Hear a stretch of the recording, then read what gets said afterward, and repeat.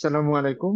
আমাদের আজকে Bangladesh research analysis information নেটওয়ার্কের পক্ষ থেকে একটি কনভারসেশন আপনাদেরকে স্বাগতম। আমাদের আজকের কনভারসেশনের টপিক একটু নতুন, একটু ইন্টারেস্টিং। আমাদের দেশে সম্প্রতি যে নির্বাচন কেন্দ্রিক পলিটিক্যাল পারসেপশন সার্ভের যে সংস্কৃতি শুরু হওয়ার একটা ইঙ্গিত দেখা যাচ্ছে। বিভিন্ন ইন্ডিপেন্ডেন্ট কনসালটেন্সি বা গবেষণা প্রতিষ্ঠানের পক্ষ থেকে যে সিটিজেন পারসেপশন সার্ভে করা হচ্ছে, সেই সার্ভে গুলোর মেথোডোলজি, স্যাম্পলিং প্রসিডিওর বা সেখানে কোনো বায়াসনেস কাজ করছে কিনা রিসার্চ মেথোডোলজিতে, এই সার্ভে গুলো আসলে আমাদেরকে প্রকৃত কোনো ইঙ্গিত পাওয়ার পক্ষে সহায়ক হয় কিনা, সেই বিষয়ে আমরা আজকে দুইজন গবেষণাধর্মী মানুষের সাথে কথা বলবো। একজন হচ্ছেন আসিফ বিন আলী, তিনি ইউএসএ তে বর্তমানে ডক্টরাল ফেলো হিসেবে রিসার্চ করছেন। আরেকজন হচ্ছেন জনাব গালিব ইবনে আরব আসিম, তিনি এখন কানাডা ফেডারেল এজেন্সিতে কাজ করছেন। গালিবেরও মোটামুটি বেশ রিচ গবেষণা ব্যাকগ্রাউন্ড আছে। আমি শুরুটা করতে চাচ্ছি আজকে গালিবকে দিয়ে। একদম প্রথমে দুটো জিনিস আমাদের, আমরা ভালো করে জানি যে কোনো সার্ভে পরিচালনার ক্ষেত্রে স্যাম্পলিং একটা বড় ইস্যু। স্যাম্পল কতটুকু নেওয়া হচ্ছে, কিভাবে নেওয়া হচ্ছে, স্যাম্পলিং বায়াস ক্রিয়েট হচ্ছে কিনা, এই বিষয়গুলো কিন্তু আমাদের যে কোনো সার্ভের অবজেক্টিভিটি, সার্ভের স্ট্রাকচার বোঝার ক্ষেত্রে বা সার্ভে কিভাবে করবো সেখানে ইম্পর্টেন্ট। আপনাদের দুজনের কাছে আমার প্রশ্ন, আমি প্রথমে গালিবের কাছে যাব। আমরা যেই সার্ভে গুলো রিসেন্টলি লক্ষ্য করেছি, এক নাম্বার আমরা দেখছি যে এখানে কোনো সার্ভেতেই স্যাম্পল সাইজ 12,000-এর বেশি যায়নি, যেটা আমাদের ডেমোগ্রাফির তুলনায় কিন্তু যথেষ্ট তো বটে, অনেক কম। আমাদের ডেমোগ্রাফি অ্যারাউন্ড 20 crore, সেখানে 12,000 স্যাম্পল কি আসলে কোনোভাবে আমাদের কোনো দিক থেকে কোনো মেথোডোলজিতেই কোনো রেজাল্ট দিতে পারে কিনা, এটা হচ্ছে একটা প্রশ্ন। দ্বিতীয়ত, আপনারা এই যে সার্ভে গুলো দেখছেন, এখানে কি কোনো স্যাম্পলিং বায়াস দেখেছেন কিনা, মানে তরুণদের পারসেপশন বোঝার জন্য কি একটু বেশি মনোযোগ কিনা। যেমন আমাদের মধ্যবয়স্ক গৃহিণীরা কি একটু কম ফোকাসড হয়েছে কিনা, বা আমাদের যারা শ্রমজীবী মানুষ, রিক্সা চালক বা যারা স্লাম ডুয়েলার্স, তাদেরকে যথেষ্ট পরিমাণে অ্যাড্রেস করা হয়েছে কিনা, মানে ভোটারের সবগুলো সেগমেন্টকে ঠিক মতো টাচ করা হয়েছে কিনা, এগুলো আপনাদের কাছে একটু জানতে চাবো। এবং অবশ্যই জানতে চাবো যে এই সার্ভের টোটাল দিকগুলো কিভাবে আহ একটা, মানে সার্ভের এই স্যাম্পলিং এর বিভিন্ন দিকগুলো একটা সার্ভেকে কিভাবে এফেক্ট করে, এবং এটা আসলে আমাদের বর্তমান কনটেক্সটে এই ধরনের ইলেকশন কেন্দ্রিক এবং পলিটিক্যাল পারসেপশন কেন্দ্রিক সার্ভে গুলোকে পলিটিক্যাল পার্টিকে বা অ্যানালিস্টদেরকে আদৌ হেল্প করে কিনা। তালিব ইবনে আনোয়ার আলী। ধন্যবাদ আমাকে আজকে আহ্বান জানানোর জন্য। তো প্রথম যে আপনার প্রশ্নটা সেটা দিয়ে যদি আমরা শুরু করি যে সার্ভের স্যাম্পলিং এটা যথেষ্ট বা পর্যাপ্ত হয়েছে কিনা।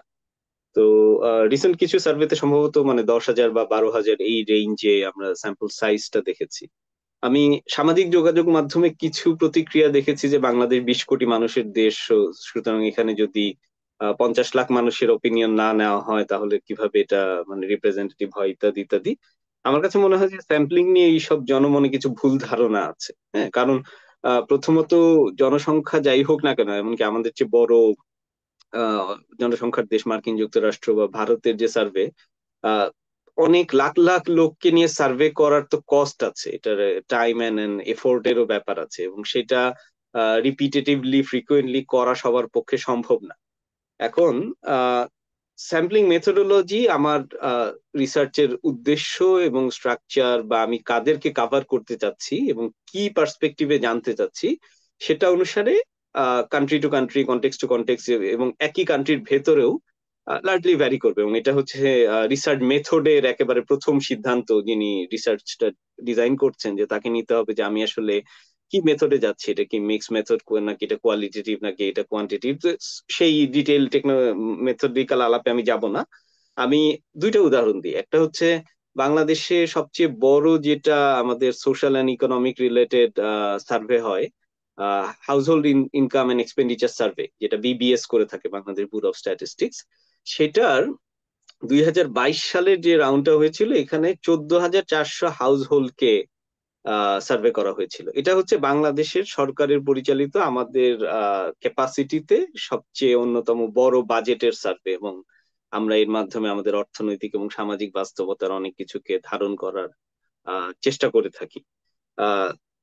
সিমিলারলি আমি যদি আমেরিকায় খুবই মানে রেফারেন্সড হয় এবং 80-র দশক থেকে মোটামুটি এই ডেটা আমেরিকান রিসার্চার ইউজ করেন। এরকম একটা সার্ভে আছে পিউ রিসার্চ সেন্টারের, সেটা হচ্ছে যে আমেরিকান ট্রেন্ডস প্যানেল।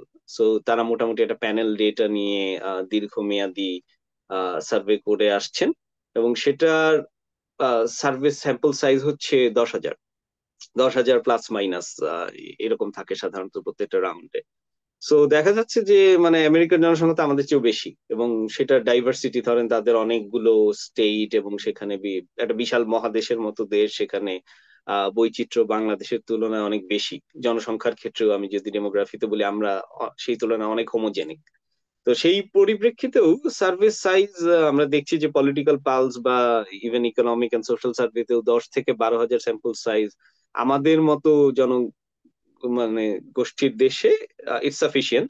আমি আমার ব্যক্তিগত অভিজ্ঞতা বলি, 2017 সালে আমরা বাংলাদেশে জাতিসংঘ থেকে একটি সার্ভে রান করেছিলাম। সেটা পলিটিক্যাল কনটেক্সটের উপর ছিল না, এটা ছিল ফাইন্যান্সিয়াল ইনক্লুশন, মূলত রিটেইল মাইক্রো মার্চেন্টদের উপরে, এবং সেখানে আমাদের স্যাম্পল সাইজ ছিল 2100।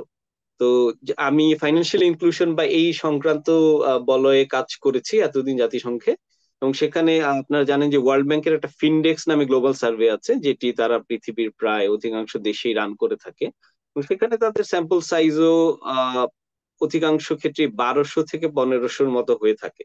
সো 2000 ছাড়িয়ে গেলে আহ এটাতে আমরা গবেষকরা কনফিডেন্ট ফিল করি যে ইটস ওকে। প্যাসিফিকে আমি গত 2022-23 সালে ফাইন্যান্সিয়াল ইনক্লুশন, ফাইন্যান্সিয়াল লিটারেসি নিয়ে 7টা কান্ট্রিতে সার্ভে রান করেছি। প্যাসিফিকের কান্ট্রিগুলির বৈশিষ্ট্য মনে রাখতে হবে যে বাংলাদেশের তুলনায় জনসংখ্যা অনেক কম, কোথাও হচ্ছে 1 লাখ, কোথাও হচ্ছে 3 লাখ, কোথাও 50,000 এরকম। তো সেখানে আমাদের স্যাম্পল সাইজ ছিল 1,000 থেকে 1,500। তো সাধারণত অধিকাংশ দেশ আমরা 1,200 থেকে 1,500-র মধ্যে নিয়েছি। সুতরাং স্যাম্পল সাইজ বাংলাদেশের কন্টেক্সটে ইভেন পলিটিক্যাল পালস বুঝতেও, আমি যদি জেনেরিক পালস বুঝি, তাহলে আমার 10 থেকে 12,000 রেসপন্ডেন্ট এবং sample size is I think good enough given the methodology and the objective of the survey. কিন্তু ইলেকশনের আগে আমি যদি, যখন ধরেন স্পেসিফিক, আমরা এখনো ওই স্ট্যাটাসে যাই নাই, যখন নির্বাচনের প্রার্থী ঘোষণা হয়ে গেছে, আসন কেন্দ্রিক বিন্যাসটা বোঝা যাচ্ছে যে কোন আসনে কোন প্রার্থী কার সাথে পলিটিক্যালি কম্পিট করছেন, তখন যদি আমরা 300 আসনের পালস বুঝতে চাই, তখন আমার কাছে মনে হয় যে স্যাম্পল সাইজটা বাড়াতে হবে। এবং সেই ক্ষেত্রে আহ আমি হয়তো এই ধরনের সার্ভে ডিজাইন করলে, এখন এটা প্রচুর টাকার ব্যাপার এবং প্রচুর এফোর্টের ব্যাপার তখন মাঠে, কিন্তু তারপরে আমি তখন কনফিডেন্স ফিল করব যদি মিনিমাম প্রত্যেক আসনে আমি 500 থেকে 1,000 রেসপন্ডেন্ট পেতে পারি আর কি।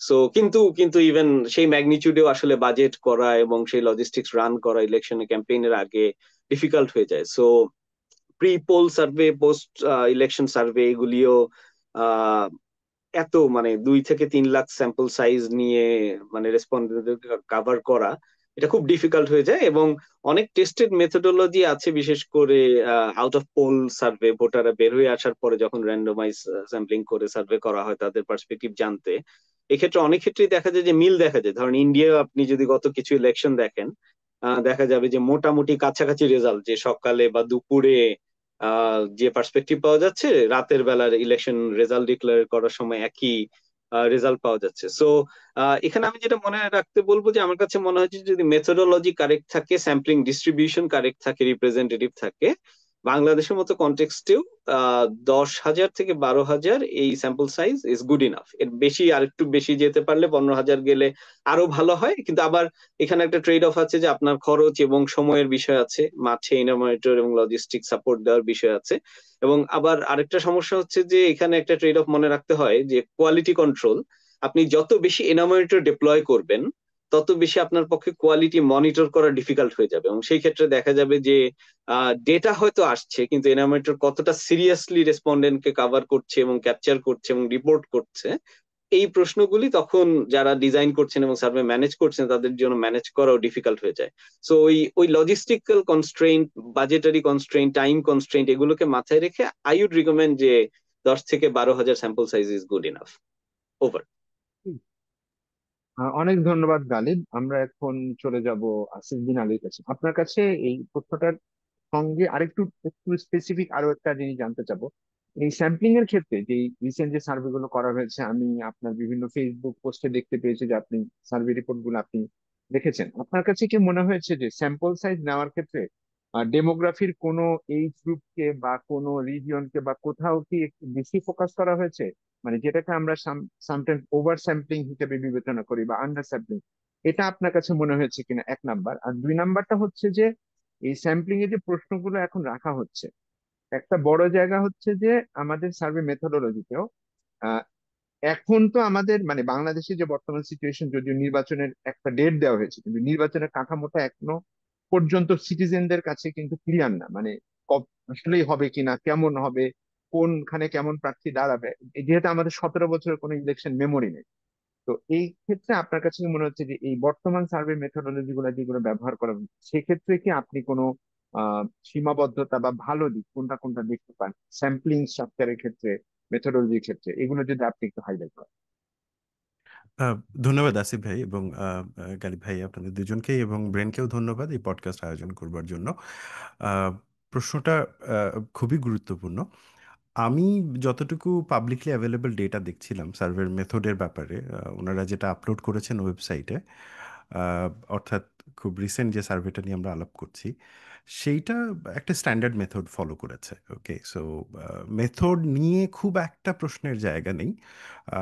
মোটামুটি তারা বাংলাদেশের যে পপুলেশন সাইজ, সেই সাইজের সাথে কম্পেয়ার করে যে পরিমাণ লোকের কাছে রিচ আউট করেছে, এইটা স্ট্যান্ডার্ড থিওরিটিক্যাল প্রসিডিউর অনুযায়ী দ্যাটস আ গুড নাম্বার। অর্থাৎ এটা 2 থেকে 12 হাজারের মধ্যে যদি প্রপারলি স্যাম্পলিং করা হয়, এবং তাহলে মোটামুটি রিলায়েবল একটা ডেটা পাওয়া যেতে পারে। কারণ অনেক ক্ষেত্রে আমরা, যেটা গালিব ভাইও বলছিল, যে আমরা মনে করি যে অনেক বেশি মানুষের কাছে রিচ আউট করলেই বোধহয় ডেটাটা রিলায়েবল হবে। ব্যাপারটা তা না। স্ট্যাটিস্টিক্যাল সিগনিফিকেন্স আমরা ট্রাই করতে পারি বেসড অন আসলে যে ক্লাস্টারগুলো কিভাবে তৈরি করা হচ্ছে এবং সেই ক্লাস্টারগুলোর কাছে কিভাবে রিচ করা যাচ্ছে। আই নো কথাগুলো অনেক জার্গনিস্টিক হয়ে যাচ্ছে, কিন্তু যেহেতু এটা একটা খুবই delicate matter, so it's very important যে আমরা ব্যাপারটাকে ক্রিটিক্যালি দেখি। আমার এই সার্ভেগুলোর অনেকগুলো স্ট্রেংথ চোখে পড়েছে, আবার কয়েকটা শর্টকামিংসও চোখে পড়েছে। তবে স্ট্রেংথটা নিয়েও আমি বলছি, বাট তার আগে একটা ছোট্ট শর্টকামিং যেটা আমার মনে হয়েছে, যে সার্ভেতে যে পরিমাণ পপুলেশনকে, স্যাম্পলকে রিচ আউট করা হয়েছিল, which is a decent number, আমার ওই নাম্বারটা নিয়ে খুব একটা আপত্তি নেই। কিন্তু এখানে একটা ব্যাপার ঘটেছে যেটা আসলে সার্ভেয়ারদের সমস্যা না, এটা হচ্ছে ওভারঅল এই মুহূর্তে বাংলাদেশেরই একটা ব্যাপার। সেটা হচ্ছে যে সার্ভে যারা করেছেন তারা আসলে বাংলাদেশ ব্যুরো অফ স্ট্যাটিস্টিক্সের পপুলেশন অ্যান্ড হাউজিং সেন্সাস 2011, এটা স্যাম্পলিং ফ্রেম হিসেবে ব্যবহার করেছেন। এখন এটা 2011 সালে যে স্যাম্পলিং ফ্রেমটা ব্যবহার হয়েছে, সেইটা মানে 2022-এ এসে এটার ডেটাবেজ, 22-এর পর থেকে আর এটা অ্যাভেলেবল না আমাদের কাছে। কিন্তু এই সময়টাতে অনেকগুলো ডেমোগ্রাফিক চেঞ্জ তো হয়েছে। মানে এই 14 বছরের পুরনো সময়টার প্রেক্ষিতে যে ফ্রেমের চেঞ্জগুলো ঘটেছে, ওই চেঞ্জটা বোধহয় সার্ভেতে খানিকটা বায়াসনেস তৈরি করতে পারে। আমি বলছি না যে ওইটাই তৈরি করেছে, বাট তৈরি করতে পারে। যেমন 2011 থেকে এই সময় পর্যন্ত অনেকগুলো ডেমোগ্রাফিক চেঞ্জ ঘটেছে। এই সময় র্যাপিড আরবানাইজেশন ঘটেছে, মাইগ্রেশনের ঘটনা ঘটেছে, অর্থাৎ গ্রাম থেকে শহরে মাইগ্রেশনের ঘটনা ঘটেছে, পপুলেশন গ্রোথ বেড়েছে, এবং ইন্টারনাল ডিসপ্লেসমেন্টেরও ব্যাপার ঘটেছে। তো এই ব্যাপারগুলো যেহেতু এই ক্ষেত্রে আপডেটেড আমাদের কোনো ফ্রেম নেই, তো ওইটা একটা লিমিটেশন। তবে এটা আমি বলবো না যে সার্ভেয়ারদের লিমিটেশন, এটা এটা বাংলাদেশের একটা স্ট্রাকচারাল লিমিটেশন আকারেই আমি দেখি। তো ওই অ্যাঙ্গেল থেকে আমি বলতে পারি যে ইভেন দো স্যাম্পল সাইজ যেটা প্রায় 10,000+, সেটা মানে খুবই রোবাস্ট একটা স্যাম্পল সাইজ, কিন্তু এটা একই সাথে আহ, যেহেতু এটা 2011 সালের সেন্সাসের যে ব্যাপারটাকে ফোকাস করছে, তার ভিত্তিতে এইটা আউটডেটেড ফ্রেমস বায়াস হতে পারে, লাইক স্যাম্পলিং ফ্রেম বায়াস তৈরি হতে পারে। কারণ এক্ষেত্রে হয়তোবা নিউ আরবান সেটেলমেন্ট যেমন স্লাম, তারপরে পেরি আরবান এরিয়াজ, এগুলো আন্ডার রিপ্রেজেন্টেড থাকতে পারে। আবার যেমন মাইগ্রেন্ট হ্যাভি এরিয়া যেগুলো, যেমন নিউ ইন্ডাস্ট্রিয়াল এরিয়া যেগুলো হয়েছে, সেগুলোর হয়তোবা রেটিংটা অ্যাকুরেটলি ক্যাপচার হওয়ার সুযোগ এখানে খুব একটা থাকে না। সো এইটা একটা ব্যাপার যেটা আমাদের নজরে রাখা যায়। তবে স্ট্রেংথের জায়গাটাতে যদি আমি বলি যে এখানে কোনো সন্দেহ নাই যে 10,413 রেসপন্ডেন্ট এটা একটা লার্জ রিপ্রেজেন্টেটিভ স্যাম্পল সাইজ, এবং এটা প্রায় 8টা ডিভিশনে হয়েছে এবং এটা জিওগ্রাফিক এরিয়া বেশ ওয়াইডভাবেই কাভার করেছে। আরেকটা স্ট্রেংথের জায়গা যেটা two stage stage cluster sampling ঘটেছে এই পুরো কাজটাতে। তো আমরা যেটা দেখি যে টু স্টেজ ক্লাস্টার স্যাম্পলিংয়ে হচ্ছে যে স্ট্র্যাটিফিকেশন বাই রুরাল এবং আরবান এরিয়া যেটা করেছে ওরা, সেটা পিপিএস অর্থাৎ প্রবাবিলিটি প্রপোর্শনাল টু সাইজ, এইটা ইনক্রিজ করে, এটা রিপ্রেজেন্টেটিভনেসটা দেখায়। তার মানে হচ্ছে স্যাম্পলের এটা একটা বড় স্ট্রেংথ যে প্রবাবিলিটি প্রপোর্শনাল সাইজ এটা খুবই স্ট্রংলি সার্ভেতে আছে। সার্ভের আরেকটা স্ট্রেংথও হচ্ছে যে মিক্সড স্যাম্পলিং লোকেশন, যেটা হচ্ছে হাউস হোল্ড এবং ইনস্টিটিউটস দুটোকেই কাভার করেছে। তো হাউস হোল্ডে ওরা তো ডোর টু ডোর সার্ভে করেছে, যেখানে 9,000 প্লাস, নয় আমি যদি ভুল না বলি 9,398 জন সেখানে অংশগ্রহণ করেছে। অন্যদিকে স্টুডেন্ট যাদের কাছে তারা রিচ আউট করেছিল ইউনিভার্সিটিতে, সেইটার সংখ্যা 1,000-এর বেশি, টু বি প্রিসাইজ 1,015 জন। তো যেইটা একই সাথে হাউস হোল্ডের জায়গাটাও খানিকটা কাভার করেছে, আবার হচ্ছে ইয়াঙ্গার পপুলেশন, বিশেষ করে মোবাইল পপুলেশন আমরা যেটাকে বলছি, সেটাকেও কাভার করেছে, which is another strength of the survey. সার্ভের আরেকটা স্ট্রেংথ যেটা আমার মনে হয়েছে, এটা র্যান্ডোমাইজেশনটা এটা খুব চমৎকারভাবে করেছে এবং ইন্ডিভিজুয়াল লেভেলে সেটা করেছে। সো ইন্ডিভিজুয়াল লেভেলে র্যান্ডোমাইজেশনটা খুব যদি প্রপারলি করা হয়, তাহলে সার্ভের রেজাল্টের যে স্ট্যাটিস্টিক্যাল সিগনিফিকেন্স এটা অনেক বেড়ে যায়।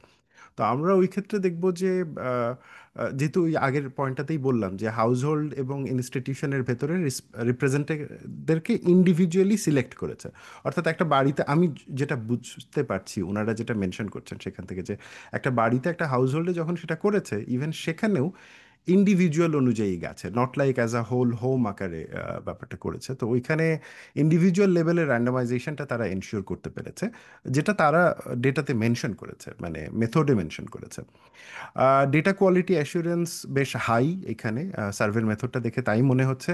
তারা মাল্টি টায়ার চেকস ব্যবহার করেছে, 100% অডিও রেকর্ডিং রিভিউ ব্যবহার করেছে, যেটা ডেটা রিলায়েবিলিটিটাকে বাড়িয়ে দেয়। এটা খুব গুরুত্বপূর্ণ যে ডেটা রিলায়েবল কিনা এই ব্যাপারটা আমাদেরকে মাথায় রাখা।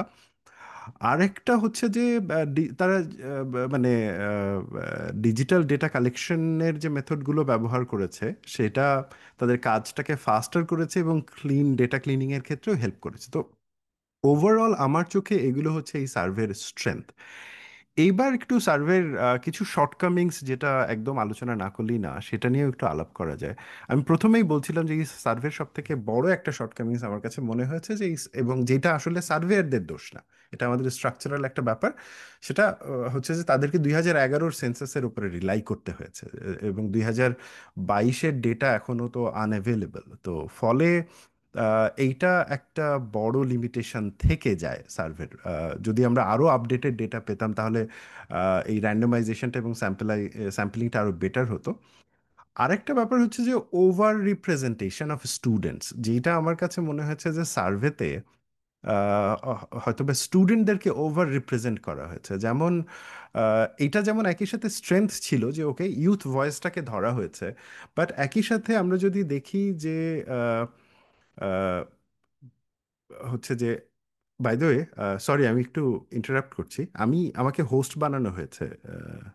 না, ঠিক আছে, ঠিক আছে, ক্যারি অন, আপনি ক্যারি অন, ওকে কোনো ফাইন, সমস্যা সরি। নেই, ফাইন। সো এই যে ওভার রিপ্রেজেন্টেশন অফ স্টুডেন্টস, এই ব্যাপারটাতে আমাদের একটু আহ, নজর দিলে তাহলে সার্ভের বায়াসনেস আরও খানিকটা সামনে চলে আসে। আমরা দেখবো যে 1,015 জনের মতন স্টুডেন্ট রিপ্রেজেন্ট সেখানে করেছে, কিন্তু এইটা তো ইউথ ওপিনিয়ন দিচ্ছে, কিন্তু টোটাল যে স্টুডেন্ট পপুলেশন, হ্যাঁ, আর টোটাল নন স্টুডেন্ট পপুলেশন, সেই তুলনায় আমার কেন জানি মনে হচ্ছে যে স্টুডেন্ট পপুলেশন রেসপন্ডেন্টের সংখ্যাটা বেশি হয়েছে। তো ফলে এইখানে এক ধরনের এই যে ডেডিকেটেড ইনস্টিটিউশনাল স্যাম্পলিংয়ে একটা হচ্ছে যে ওভার রিপ্রেজেন্টেশন অফ স্টুডেন্টস ঘটেছে, তো যেটা আমরা রেজাল্টের ক্ষেত্রেও খানিকটা ইম্প্যাক্ট ফেলতে পারে আমি ধারণা করছি। কারণ এইটা চেক করার একটা উপায় হচ্ছে যে যদি একদম মেইন ডেটাটা পাওয়া যায় তখন আমরা ডেটাতে কিছু অ্যানালিসিস রান করে এটা বের করতে পারি। আর একটা ইন্টারেস্টিং জিনিস আমার সার্ভের ক্ষেত্রে নজরে পড়েছে, যেটা খুবই শর্ট ফিল্ড ওয়ার্ক পিরিয়ড, এবং এটা সার্ভে ওরা নিজেরাও মেনশন করেছে যে তারা ইট সিমস বোধহয় 14 দিনের মতন তারা সার্ভে করেছে। তো এই ধরনের সার্ভে পলিটিক্যালি খুবই চার্জড বিষয়ে যখন সার্ভে হয়, তখন 14 দিনের টাইম পিরিয়ড, এত শর্ট টাইম পিরিয়ডে যে জিনিসটা করে সেটা হচ্ছে টেম্পোরারি ইভেন্টসের একটা ইম্প্যাক্ট থাকে মানুষের উপরে। সেই ইম্প্যাক্টটাকে সেই ইম্প্যাক্টটা সার্ভে রেজাল্টের উপর ইম্প্যাক্ট ফেলতে পারে, মানুষের যে পলিটিক্যাল মুড থাকে। তো ফলে অনেক ক্ষেত্রেই ওপিনিয়নটা যতটুকু না স্টেবল হয়, সেই ওপিনিয়নের উপরে টেম্পোরারি ইভেন্টের যে ইম্প্যাক্টটা থাকে সেটা ওপিনিয়নের আনস্টেবিলিটিটাকে নির্দেশ করে। So these are more like theoretical understanding of any survey, যেটাতে কি পরিমাণ টাইম ব্যবহার করা হচ্ছে সেটা দেখার একটা বিষয়। আমার আরেকটা জিনিস নজরে পড়েছে এই সার্ভেতে, যেটা হচ্ছে যে এই সার্ভেতে এথনিক মাইনরিটি এবং রিলিজিয়াস রিপ্রেজেন্টেশন সেইটা প্রপোর্শনেটলি সম্ভবত যথেষ্ট হয়নি। যেমন শুধুমাত্র 1.9% হচ্ছে যে নন বেঙ্গলিকে ইনক্লুড করা হয়েছে সার্ভেতে, আপনি এবং মিন ওয়ান পয়েন্ট করছেন যে আমাদের আমাদের টোটাল ডেমোগ্রাফিতে যে প্রপোর্শনালি ডেমোগ্রাফিটা ক্লাস হয়, কিন্তু সার্ভে রিপ্রেজেন্টেশনে ওই প্রপোর্শনটা আসেনি। ওই প্রপোর্শনটা আসেনি। অর্থাৎ মানে সার্ভেতে ডেফিনেটলি বাঙালি বেঙ্গলি ভোটার ডোমিনেটেড সার্ভে হয়েছে, কিন্তু এখানে যে নন বাঙালি ভোটার সেই ব্যাপারটাও আমরা দেখতে পাচ্ছি না। তো এখানে 1.9% নন বেঙ্গলি হচ্ছে যে ইয়ে ইনক্লুড করা হয়েছে। অন্যদিকে ইভেন রিলিজিয়াসের জায়গা থেকেও যদি দেখি আমরা দেখবো যে 1.7% নন মুসলিম রেসপন্ডেড ইনক্লুড করা হয়েছে। তো এইটা যে ন্যাশনাল প্রপোর্শন, সেইটার তুলনায় এটা হচ্ছে যে স্মল নাম্বার, এবং তার মানে হচ্ছে যে নন বেঙ্গলি এথনিসিটি এবং হচ্ছে যে নন মুসলিম গ্রুপের ক্ষেত্রে তাদের ওপিনিয়ন আন্ডার এক্সপ্লোরড থেকে গেছে। তো এইটা একটা ইম্পর্টেন্ট ব্যাপার। কারণ এথনিক রিপ্রেজেন্টেশনে 98.1% হচ্ছে বেঙ্গলি। এইটা একটা বিশাল মানে হচ্ছে যে বড় একটা ইয়ের দিক থেকে এথনিক রিপ্রেজেন্টেশন। এখন অনেকে অবশ্যই এই ক্ষেত্রে যুক্তি দিতে পারেন যে আসলে তো ভোটিংয়ের ক্ষেত্রে বাঙালিরাই কি ভাবছে ওইটাই ম্যাটার করে। হ্যাঁ, সেটা করে প্র্যাকটিক্যাল দিক থেকে, কিন্তু আমি যখন সার্ভে ডিজাইনের আলোচনাটা করব তখন ওইটা তো আমাকে লিমিটেশন হিসেবে ধরতেই হবে। আরেকটা শর্টকামিংস আমার মনে হয় যে পোটেনশিয়াল নন রিপ্রেজেন্ট রেসপন্স ইস্যু, সেটা কিভাবে ডিল করা হয়েছে এটা সার্ভে মেথডে মেনশন করা হয় নাই। তো পোটেনশিয়াল নন রেসপন্স বলতে আসলে আমরা বোঝাই সার্ভে ডিজাইনে যে আহ, যদি আমরা তো শুধুমাত্র রেসপন্ড করলাম যেটা হচ্ছে যে হচ্ছে যে, কিন্তু রিফিউজালটাকে কিভাবে হ্যান্ডেল করেছে এই সার্ভে, এইটা আমি আসলে সার্ভের মেথডটা পড়ে বুঝতে পারিনি। ওইখানে ওইরকম মেনশন ছিল না। যেহেতু এটা ক্রিটিক্যালি এবং পলিটিক্যালি চার্জড একটা বিষয় এই টপিকগুলো, তো এখানে অনেক রেসপন্ডেন্টই আছেন যারা হচ্ছে যে হয়তোবা রিফিউজ করেছেন। তো এই রিফিউজালের পার্টটা তারা কিভাবে অ্যাড্রেস করেছে এইটা আমার নজরে পড়েনি। এটা হয়তো এমন হতে পারে যে তারা মেনশন করেছে আমার চোখে পড়েনি, বা এমন হতে পারে যে তারা হয়তোবা এই পার্টটা খুব একটা মেনশন করেনি। তো আমি পুরো ব্যাপারটাকে যদি আমি সামারাইজ করি তাহলে আমি বলবো যে সার্ভের স্ট্রেংথ অনেক high, but at the same time there are some limitations. সার্ভের আরেকটা গুরুত্বপূর্ণ ব্যাপার সেটা হচ্ছে যে বায়াসের দিক থেকে যদি বলি, আমরা তো মোটামুটি ধরেন স্যাম্পলিং ফ্রেম বায়াস নিয়ে কথা বলেছি, আমরা হচ্ছে যে স্টুডেন্ট বায়াস বা ইউথ বায়াস যেটা সেটা নিয়েও আমরা কথা বলেছি। Youth bias 9.7% of sample versus their actual population, সেই ক্ষেত্রে ওইটাও একটা বড় বায়াস। তবে আমার আরেকটা ব্যাপার যেটা মনে হয়েছে সেটা হচ্ছে যেখানে খানিকটা জেন্ডার ব্যালেন্সের ক্ষেত্রে আরেকটু ইমপ্রুভ করা যেত। হ্যাঁ, জেন্ডার ব্যালেন্সের ক্ষেত্রে আমরা দেখতে পাচ্ছি যে স্যাম্পলে 54.2% হচ্ছে মেল এবং 45.4% হচ্ছে ফিমেল। তো কিন্তু বাংলাদেশের যে পপুলেশন ডেমোগ্রাফি সেইখানে মোটামুটি মেল ফিমেলের রেশিওটা সিমিলার, কিন্তু স্যাম্পলিং এর ক্ষেত্রে এখানে খানিকটা কমতি আছে। এটা অনেকটা এরকম হতে পারে যে তারা হয়তোবা ডিজাইনে রেখেছিলেন, কিন্তু মাঠে যখন কাজ করতে গেছেন তখন হয়তোবা সেম লেভেলটা মেনটেন মানে রিচ করা সম্ভব হয়নি, সেটাও একটা হতে পারে। সো ওভারঅল আমি কনক্লুড করব আপনার এই প্রশ্নটা এইভাবে যে স্ট্রেংথের দিক থেকে সার্ভে একটা লার্জ রিপ্রেজেন্টেটিভ এবং র্যান্ডমাইজ ডিজাইন ব্যবহার করেছে, যেটা একটা স্ট্রং কোয়ালিটি কন্ট্রোল ছিল এবং যেটার আউটকাম আমার মনে হয় যে সিগনিফিকেন্টলি স্ট্রং। অন্তত স্ট্যাটিস্টিক্যাল যে অ্যানালিসিস তারা ব্যবহার করেছে সেইটার রিলায়াবিলিটি স্ট্যাটিস্টিক্সে অনেক হাই। আর উইকনেসের জায়গা থেকে আমার মনে হয়েছে যে Reliance on like outdated census data, যেটা 2011-র, এইটা একটা weakness. Short short field work time মানে 12 দিনের, যেটা এটাও একটা উইকনেস। এবং স্টুডেন্টদের ওভার রিপ্রেজেন্টেশন, সেটাও একটা উইকনেস। আর বায়াসের ক্ষেত্রে এই উইকনেসটা থেকে আসলে বায়াসটা তৈরি হয়। হ্যাঁ, তো ফলে দেখব যে ও আউটডেটেড যে সেন্সাস ডেটার কারণে স্যাম্পলিং ফ্রেম বায়াস তৈরি হতে পারে। আবার হচ্ছে যে ইউথদের ওভার রিপ্রেজেন্টেশনের কারণে ইউথ ওভার স্যাম্পলিং হতে পারে। আর হচ্ছে যে যেমন শর্ট ফিল্ড ওয়ার্কের কারণে পসিবল সোশ্যাল ডিজায়ারেবিলিটি বায়াস, এবং এটাও তৈরি হতে পারে।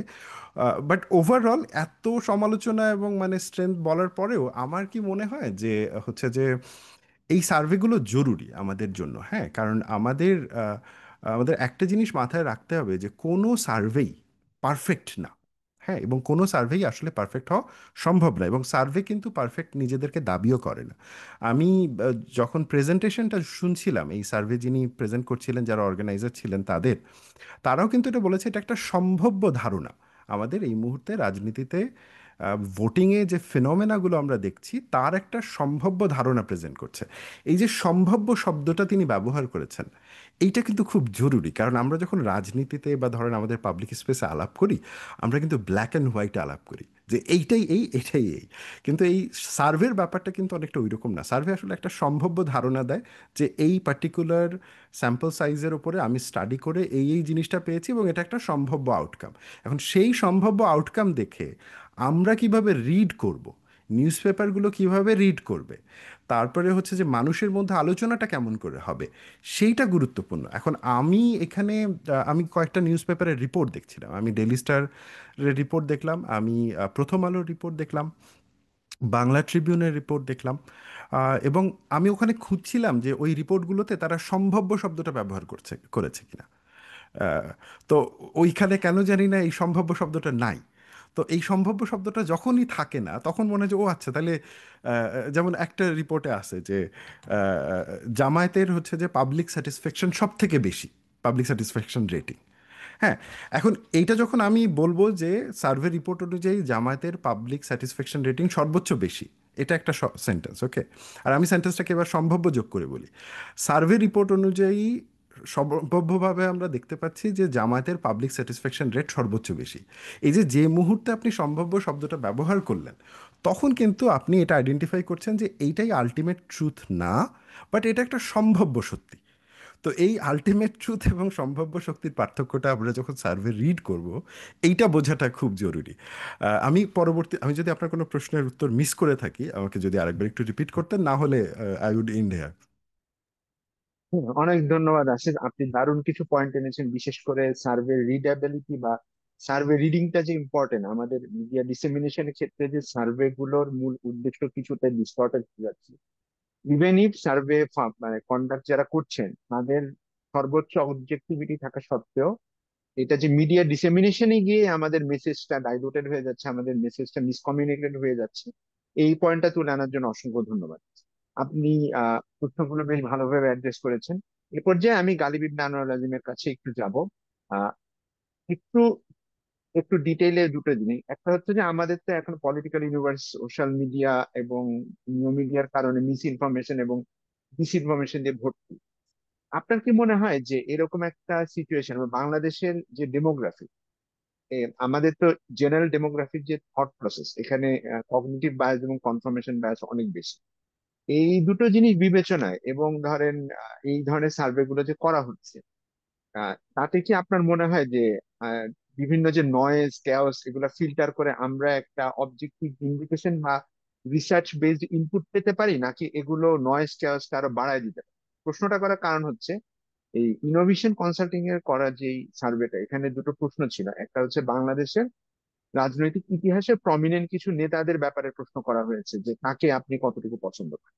আরেকটা ছিল হচ্ছে কোন কোন দলকে তারা সাপোর্ট করেন।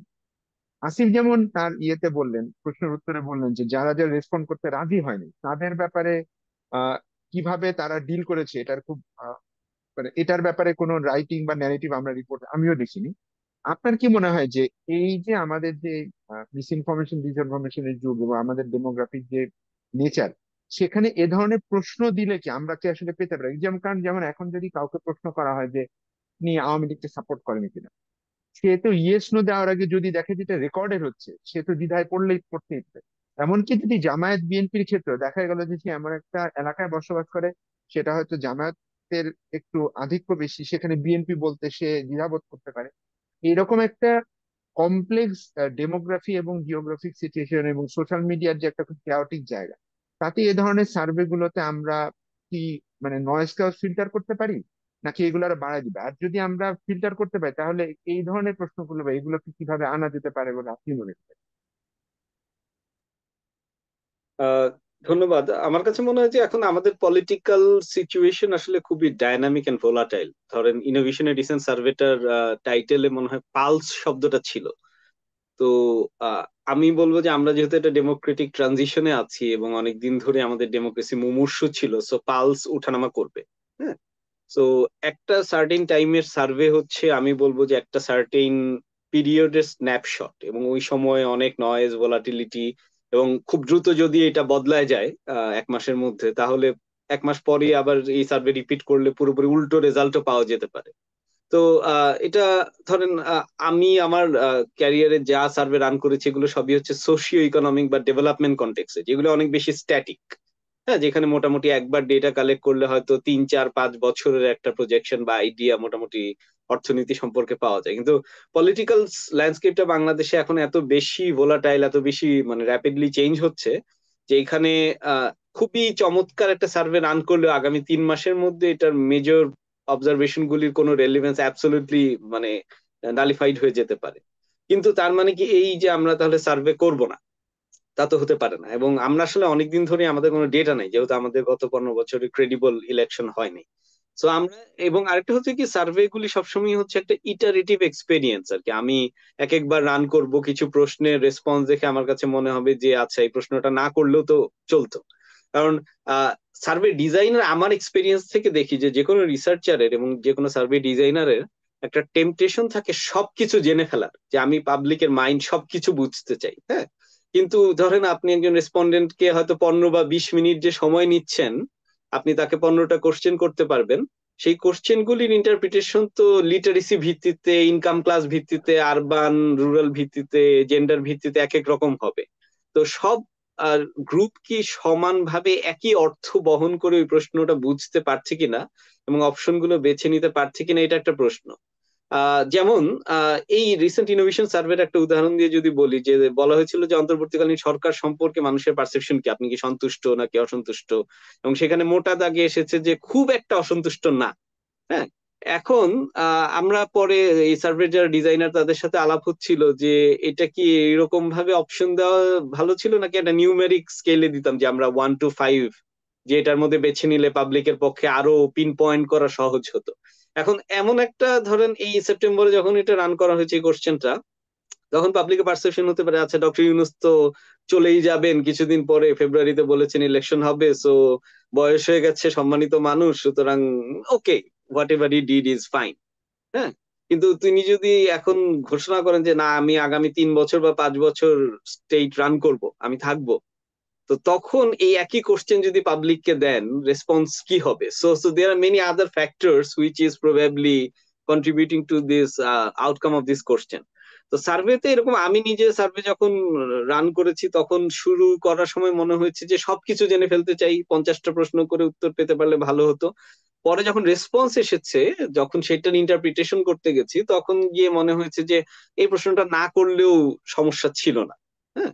তো ওই ওই টেম্পটেশন গুলি, যেমন ইলেকশন পালস সার্ভের ক্ষেত্রে আমি যেমন এই কথাটি এসেছে যে বাংলাদেশের সবচেয়ে গ্রহণযোগ্য নেতা কে ছিলেন ইতিহাসে। হ্যাঁ। এটা আমি জানি না যে সার্ভে ডিজাইনাররা কি এটাকে একটা প্রক্সি হিসেবে বুঝতে চাচ্ছেন কিনা, সেটা হতে পারে, কিন্তু এইটা কি ইলেকশন পালস বা পিপলস পালস কারেন্ট পলিটিক্যাল ল্যান্ডস্কেপে বোঝার জন্য আবার খুব জরুরি ছিল কিনা, প্রশ্নটা না করলেও হতো কিনা, এই ক্ষেত্রে আমার হয়তো একটা বিতর্কের অবকাশ থাকবে। তো এই সব মিলিয়ে এটা একটা মানে আহ, আমরা লার্নিং বাই ডুইং একটা এক্সপিরিয়েন্স হচ্ছে, কারণ এই ধরনের ধরেন আমেরিকান মার্কেটে, ব্রিটিশ মার্কেটে, ইন্ডিয়ান মার্কেটে credible methodology already set up হয়ে গেছে গত 3, 5, 10টা ইলেকশনের সার্ভে করে, এবং তারা টেস্ট করেছে যে কি কাজ করে কি কাজ করে না। আমরা মাত্র মেথোডোলজিটা ফাইন টিউন করছি, ডেভেলপ করছি। এবং ইলেকটোরাল সার্ভে ক্ষেত্রে আরেকটা সমস্যা হচ্ছে যে পাবলিক অধিকাংশ ক্ষেত্রে সরাসরি উত্তর দিতে খুব দ্বিধাবোধ করে। হ্যাঁ, যে আমি আসলে কাকে ভোট দিব, এই প্রেফারেন্সটা আমি কেন রিভিল করবো একজন অজানা অচেনা ইনোমিনেটরের কাছে? হ্যাঁ, এবং সেটার ক্ষেত্রে সাইলেন্স আরো বেশি হবে বর্তমানে যারা প্রতিকূল অবস্থায় আছে, ধরেন আওয়ামী লীগ অথবা জাতীয় পার্টি সাপোর্টার যারা, তাদের ক্ষেত্রে আরো বেশি। তাহলে এটাকে আমি কিভাবে ওভারকাম করি? অধিকাংশ দেশে ইলেকট্রাল সার্ভে প্রি পোল যেগুলি হয়, তারা একটা প্রক্সি ডিজাইন করে, পাবলিক থট প্রসেসটা বুঝতে চায়। এবং এটার একটা খুবই চমৎকার উদাহরণ হচ্ছে কেমব্রিজ অ্যানালিটিকার যে কেলেঙ্কারিটা হয়েছিল, যেখানে হচ্ছে যে ফেসবুক এবং অন্যান্য সোশ্যাল মিডিয়ার ডেটা থেকে ইউএস ইলেকশনের আগে ডোনাল্ড ট্রাম্পের ব্যাপারে পারসেপশন কি, সেই জন্য তারা একটা প্রক্সি মেথোডোলজি ডিজাইন করেছিল যে আপনার সোশ্যাল মিডিয়া বিহেভিয়ার, আপনার শপিং বিহেভিয়ার, আপনার নানান কন্টেন্টে ক্লিক করার বিহেভিয়ার কি হলে আপনি কি রাইট উইং হবেন নাকি লেফট লিনিং হবেন, এটার পালস বুঝেছে। এবং এটার জন্য সোশ্যাল মিডিয়ার ডেটার চেয়ে এখন পর্যন্ত আমার কাছে মনে হয় দুনিয়ায় বেস্ট ডেটা নাই, কারণ রেসপন্ডেন্টস অলসো ডিসগাইজ দেমসেলভস। হ্যাঁ, মানুষ হচ্ছে নিজেকে কিন্তু গুটিয়ে ফেলে সার্ভে রেসপন্সের ক্ষেত্রে, এবং সেটাকে ওভারকাম করার টেকনিক কোশ্চেনের সিকোয়েন্সিং এ অত্যন্ত গুরুত্বপূর্ণ। তো সেই সব মিলিয়ে আমরা একটা মানে আমার মনে হয় যে লার্নিং কার্ভের এক্সারসাইজের মধ্যে আছি, যেখানে আমরা শিখছি, এবং প্রবাবলি 1, 2টা ইলেকশন গেলে will have kind of like solid methodology, solid questionnaire, proxies, যেগুলি দিয়ে আমরা ডিটারমাইন করতে পারবো যে আমরা আসলে পিপলস পালস কতটা বুঝতে পারছি। আবার সেটার জন্য আরেকটা শর্ত হচ্ছে, আপনি যেটা নয়েজের কথা বলছিলেন, যে পালস তো স্টেবল থাকতে হবে, তাই না? রোগীর পালস যদি খুব দ্রুত উঠানামা করতে থাকে, তখন ডাক্তার এক বেলায় পালস ধরলেও একরকম রেজাল্ট পাবে, আরেক বেলায় আরেক রকম রেজাল্ট পাবে। সো আমাদের সমাজ এবং রাজনীতিকে ওই জায়গায় স্থিতিশীল হয়ে আসলে সার্ভে গুলি তখন ওই স্ন্যাপশট গুলি আরো বেটার রিপ্রেজেন্ট করতে পারবে।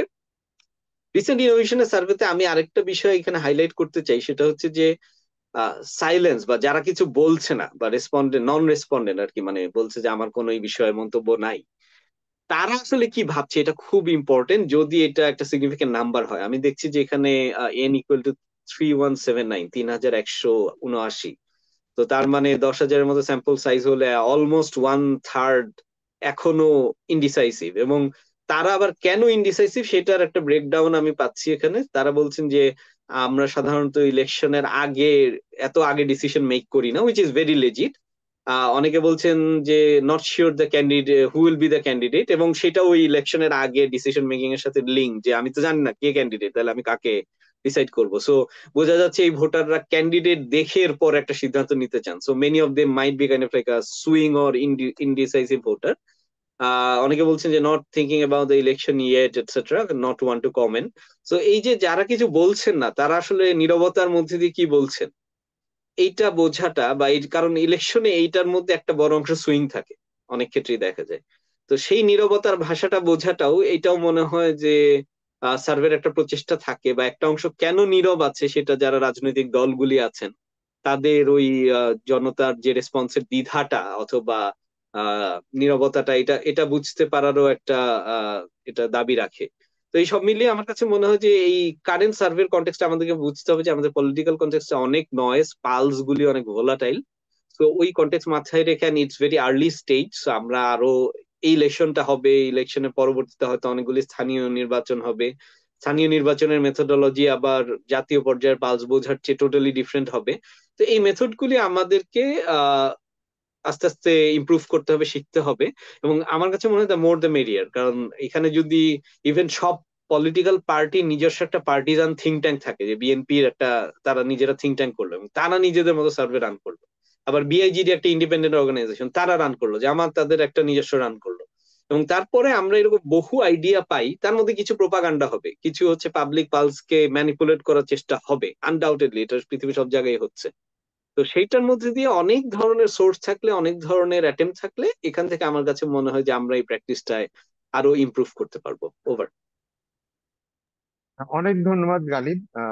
আমরা মোটামুটি খুব দারুণ কিছু জিনিস পেলাম। আমি যে পর্যায়ে চলে যাবো আসিফের কাছে, এটাকে একটু বলে রাখি, গালিব হয়তো আমাদের সঙ্গে এ পর্যায়ের পরে নাও থাকতে পারেন, আর কিছু আদার্স এঙ্গেজমেন্ট আছে। যদি থাকেন আমরা তার কথা শুনবো অবশ্যই। তবে এর মধ্যে আমরা আসিফ বিন আলীর কাছে একটু চলে যাব। আসিফের কাছে জানতে চাচ্ছি যে গালিবের যে আলোচনাগুলো করলেন, আমাদের মিস ইনফরমেশন ডিস ইনফরমেশনের যে সিচুয়েশন, আমাদের ডেমোগ্রাফির যে ধরনের আন্ডারস্ট্যান্ডিং, বা বিভিন্ন ডেটা ইন্টারপ্রিটেশনের যে প্রবণতা, বা কগনিটিভ বায়াস বা কনফার্মেশন বায়াসের যে প্রবণতা দেখা যায়, এগুলোর প্রেক্ষিতে এই ধরনের সার্ভের মধ্যে এই যে দুটো প্রশ্নের কথা আমি উদাহরণ হিসেবে দিলাম, এই ধরনের প্রশ্ন দেওয়া প্লাস আরেকটা ব্যাপার হচ্ছে যে আমাদের কি সার্ভে গুলো করতে করতে কোথাও একটা জায়গায় আমাদের মধ্যে কি সার্ভে ফেটিসিজম বা সার্ভে অ্যান্টিফেটিসিজম তৈরি হচ্ছে কিনা, সেটাও আপনি একটু বলবেন যে এই এই বিষয়গুলো প্লাস আরেকটি বিষয় আমি আপনার কাছে তিনটা বিষয় জানতে চাবো। একটা হচ্ছে যে সার্ভে পারসেপশন, আমরা কি সার্ভের ব্যাপারে একটু বেশি উত্তেজিত হয়ে যাচ্ছি বা বেশি ঘৃণা করছি, এটা একটা ব্যাপার। বা আমাদের ডেমোগ্রাফিতে এই ধরনের সার্ভেতে কোন ধরনের প্রশ্ন রাখলে, কি ধরনের প্রক্সি রাখলে আমরা ইনপুট ভালো পাবো। আর তিন নাম্বারটা হচ্ছে যে আপনি আরেকটা ব্যাপার আমাদের একটা আলোচনা এসছে যে আমরা নর্মালিতে আমাদের বিভিন্ন প্রতিবেশী রাষ্ট্র সম্পর্কে খুব অ্যাডভার্স সাইকোলজি আমরা সোশ্যাল মিডিয়ায় দেখতে পাই। কিন্তু এই ধরনের সার্ভে রিপোর্টে দুই একটা তো আমার চোখে পড়েছে যে সোশ্যাল মিডিয়া দেখলেই যেমন একটা আতঙ্কজনক ঘৃণাসূচক মনোভাব বিভিন্ন একাধিক প্রতিবেশী রাষ্ট্র সম্পর্কে দেখা যায় ডেমোগ্রাফিক বিভিন্ন স্তরে, কিন্তু এই রিপোর্ট গুলো সেটা রিপ্রেজেন্ট করেন। তো আপনি এই সবগুলো জিনিস মিলিয়ে আপনি যদি একটু রেসপন্ড করেন যে আমাদের সার্ভে স্ট্রাকচারটা আসলে কেমন হচ্ছে, এই সার্ভে গুলো আসলে আমাদের কোথায় লিড করছে এইসব বিষয়। Over to you. আহ, ধন্যবাদ আসিফ ভাই। আমি আহ, গালিব ভাইয়ের কথা শুনছিলাম এবং গালিব ভাই রাইটলি মেনশন করেছেন যে আমাদের আহ, হচ্ছে যে সার্ভের ক্ষেত্রে যেহেতু সেলফ রিপোর্টিং এর একটা ব্যাপার থাকে, আর সেলফ রিপোর্টিং হলে যে ব্যাপারটা ঘটে যে মানুষ সেলফ রিপোর্টিং কতটুকু অনেস্টলি করছে আর কতটুকু সার্ভেয়ারকে কনভিন্স করার জন্য করছে, সেখানে এই প্রশ্নটা থেকে যায়। এবং এইটা মাথায় রেখেই আসলে সার্ভে ডিজাইন করতে হয়। এবং কিছু প্রশ্ন থাকে খুবই ডিরেক্ট, কিছু প্রশ্ন থাকে ইনডিরেক্ট, যাতে দুইয়ের মধ্যে কম্পেয়ার করা যায়। তো সেই জায়গাগুলো থেকে আমার মনে হয় যে যে সার্ভে রিপোর্টটা আমরা পাচ্ছি তার কি ফাইন্ডিংসগুলোর যেমন একটা রিডিং আছে, আবার এটার একটা পলিটিক্যাল রিডিংও আছে। তবে আমি আপনার যে প্রশ্নটার উত্তর আগে দিয়ে শুরু করতে চাচ্ছি, আপনি সার্ভে ফ্যাটিসিজম সম্পর্কে যেটা বলেছিলেন, বাংলাদেশে এই প্রবণতাটা অনেক আছে। বাংলাদেশের যে কোনো ডেটা নিয়ে ফ্যাটিসিজম করার একটা প্রবণতা আছে। আপনাদের নিশ্চয়ই মনে থাকতে পারে রিসেন্টলি জামায়াতের একাধিক নেতা বিভিন্ন জায়গায় যখন তারা বক্তৃতা করছিলেন, তারা কিন্তু বারবার বলছিলেন যে 70% মানুষ পিআর চায়। হ্যাঁ, এখন এই যে 70% মানুষ পিআর চায়, এই 70% কিভাবে আসলো, কোন মেথডে আসলো, এবং এইটা যে একটা সম্ভাব্য চাওয়া, এটাই যে এক্সক্লুসিভ চাওয়া না, এই আলাপটা কিন্তু আমাদের পলিটিক্যাল এবং সোশ্যাল স্পেসে খুব একটা নাই।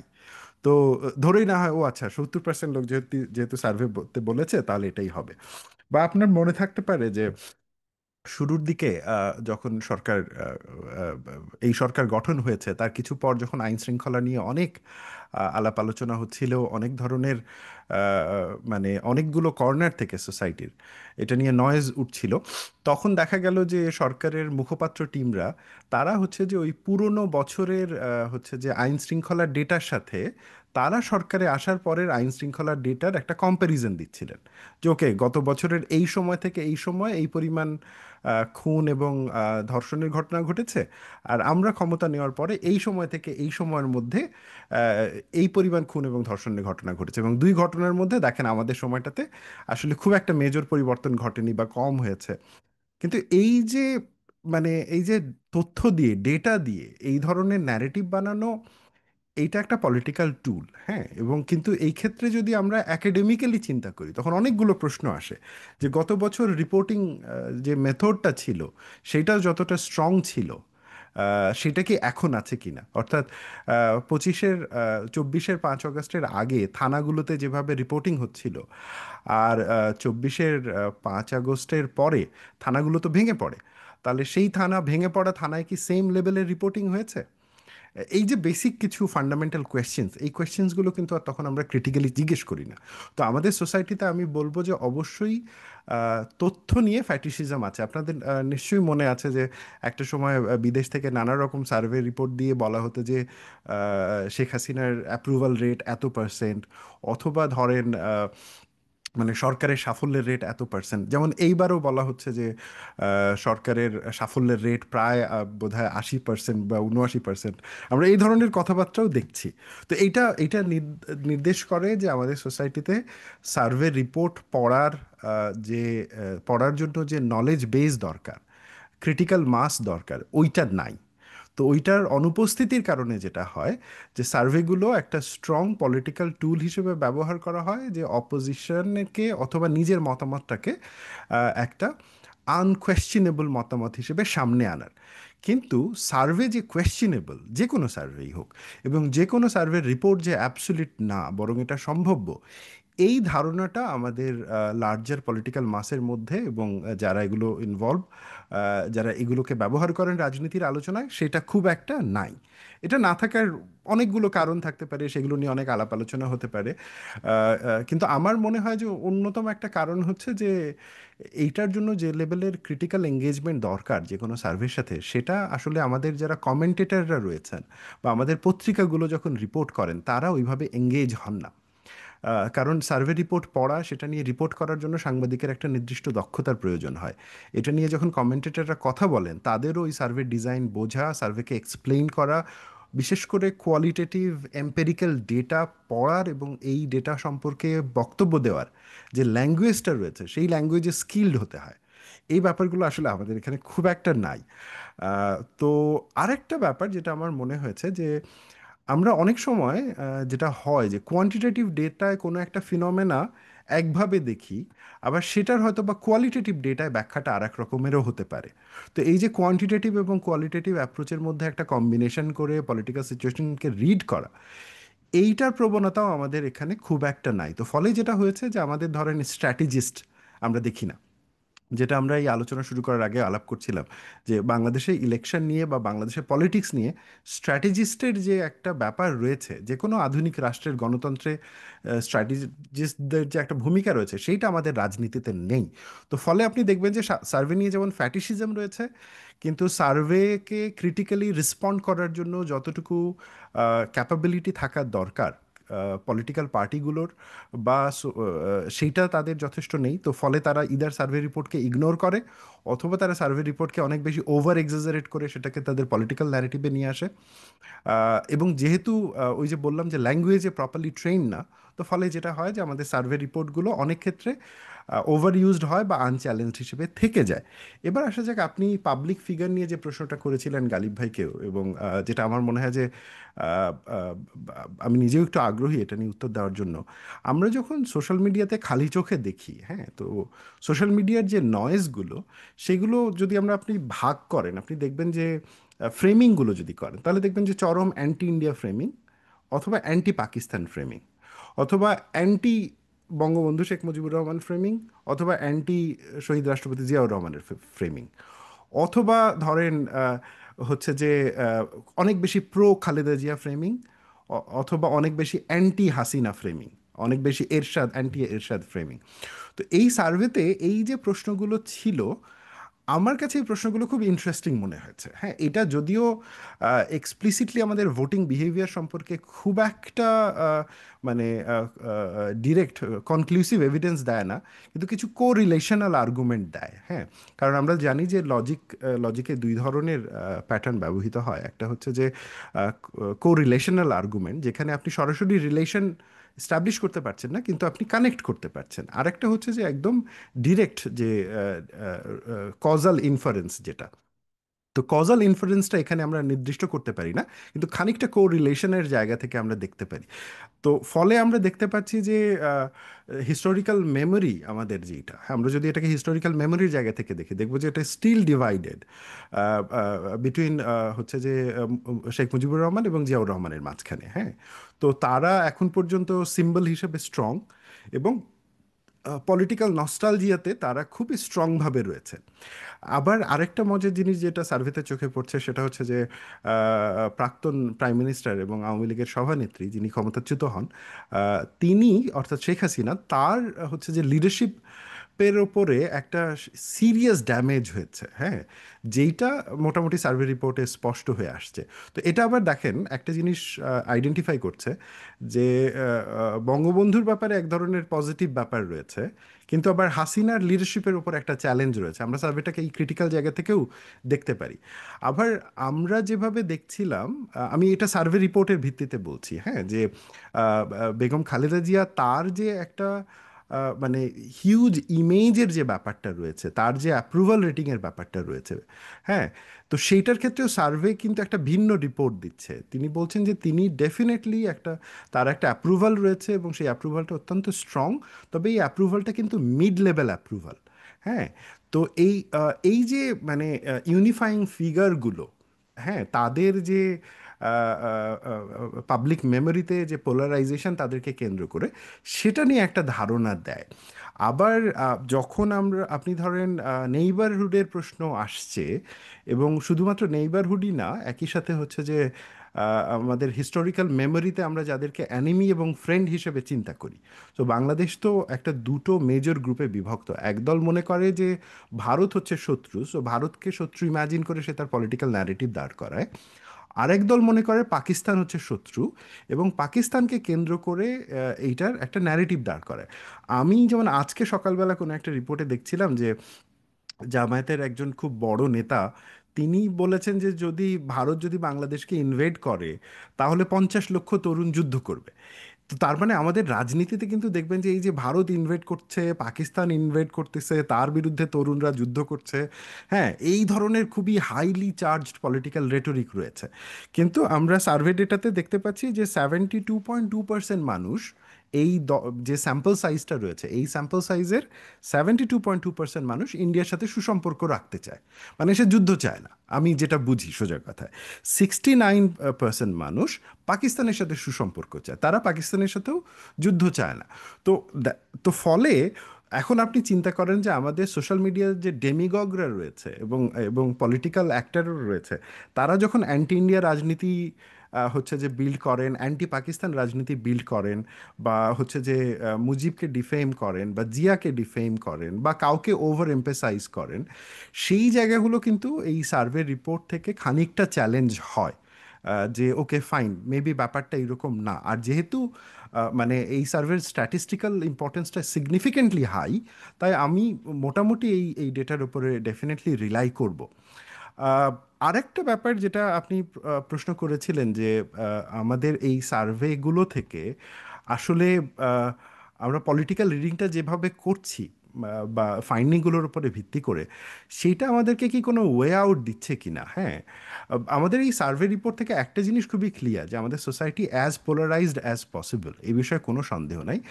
আরেকটা ফিনোমেনাও এই সার্ভে থেকে বেশ ক্লিয়ার হচ্ছে যে এই সার্ভেতে হচ্ছে যে জামায়াত, সরি, বিএনপি যদিও ফোরফ্রন্টে থাকছে, কিন্তু যদি ইলেকশনে বিএনপি খানিকটা চ্যালেঞ্জেরও শিকার হবে অনেকগুলো জায়গাতে, হ্যাঁ।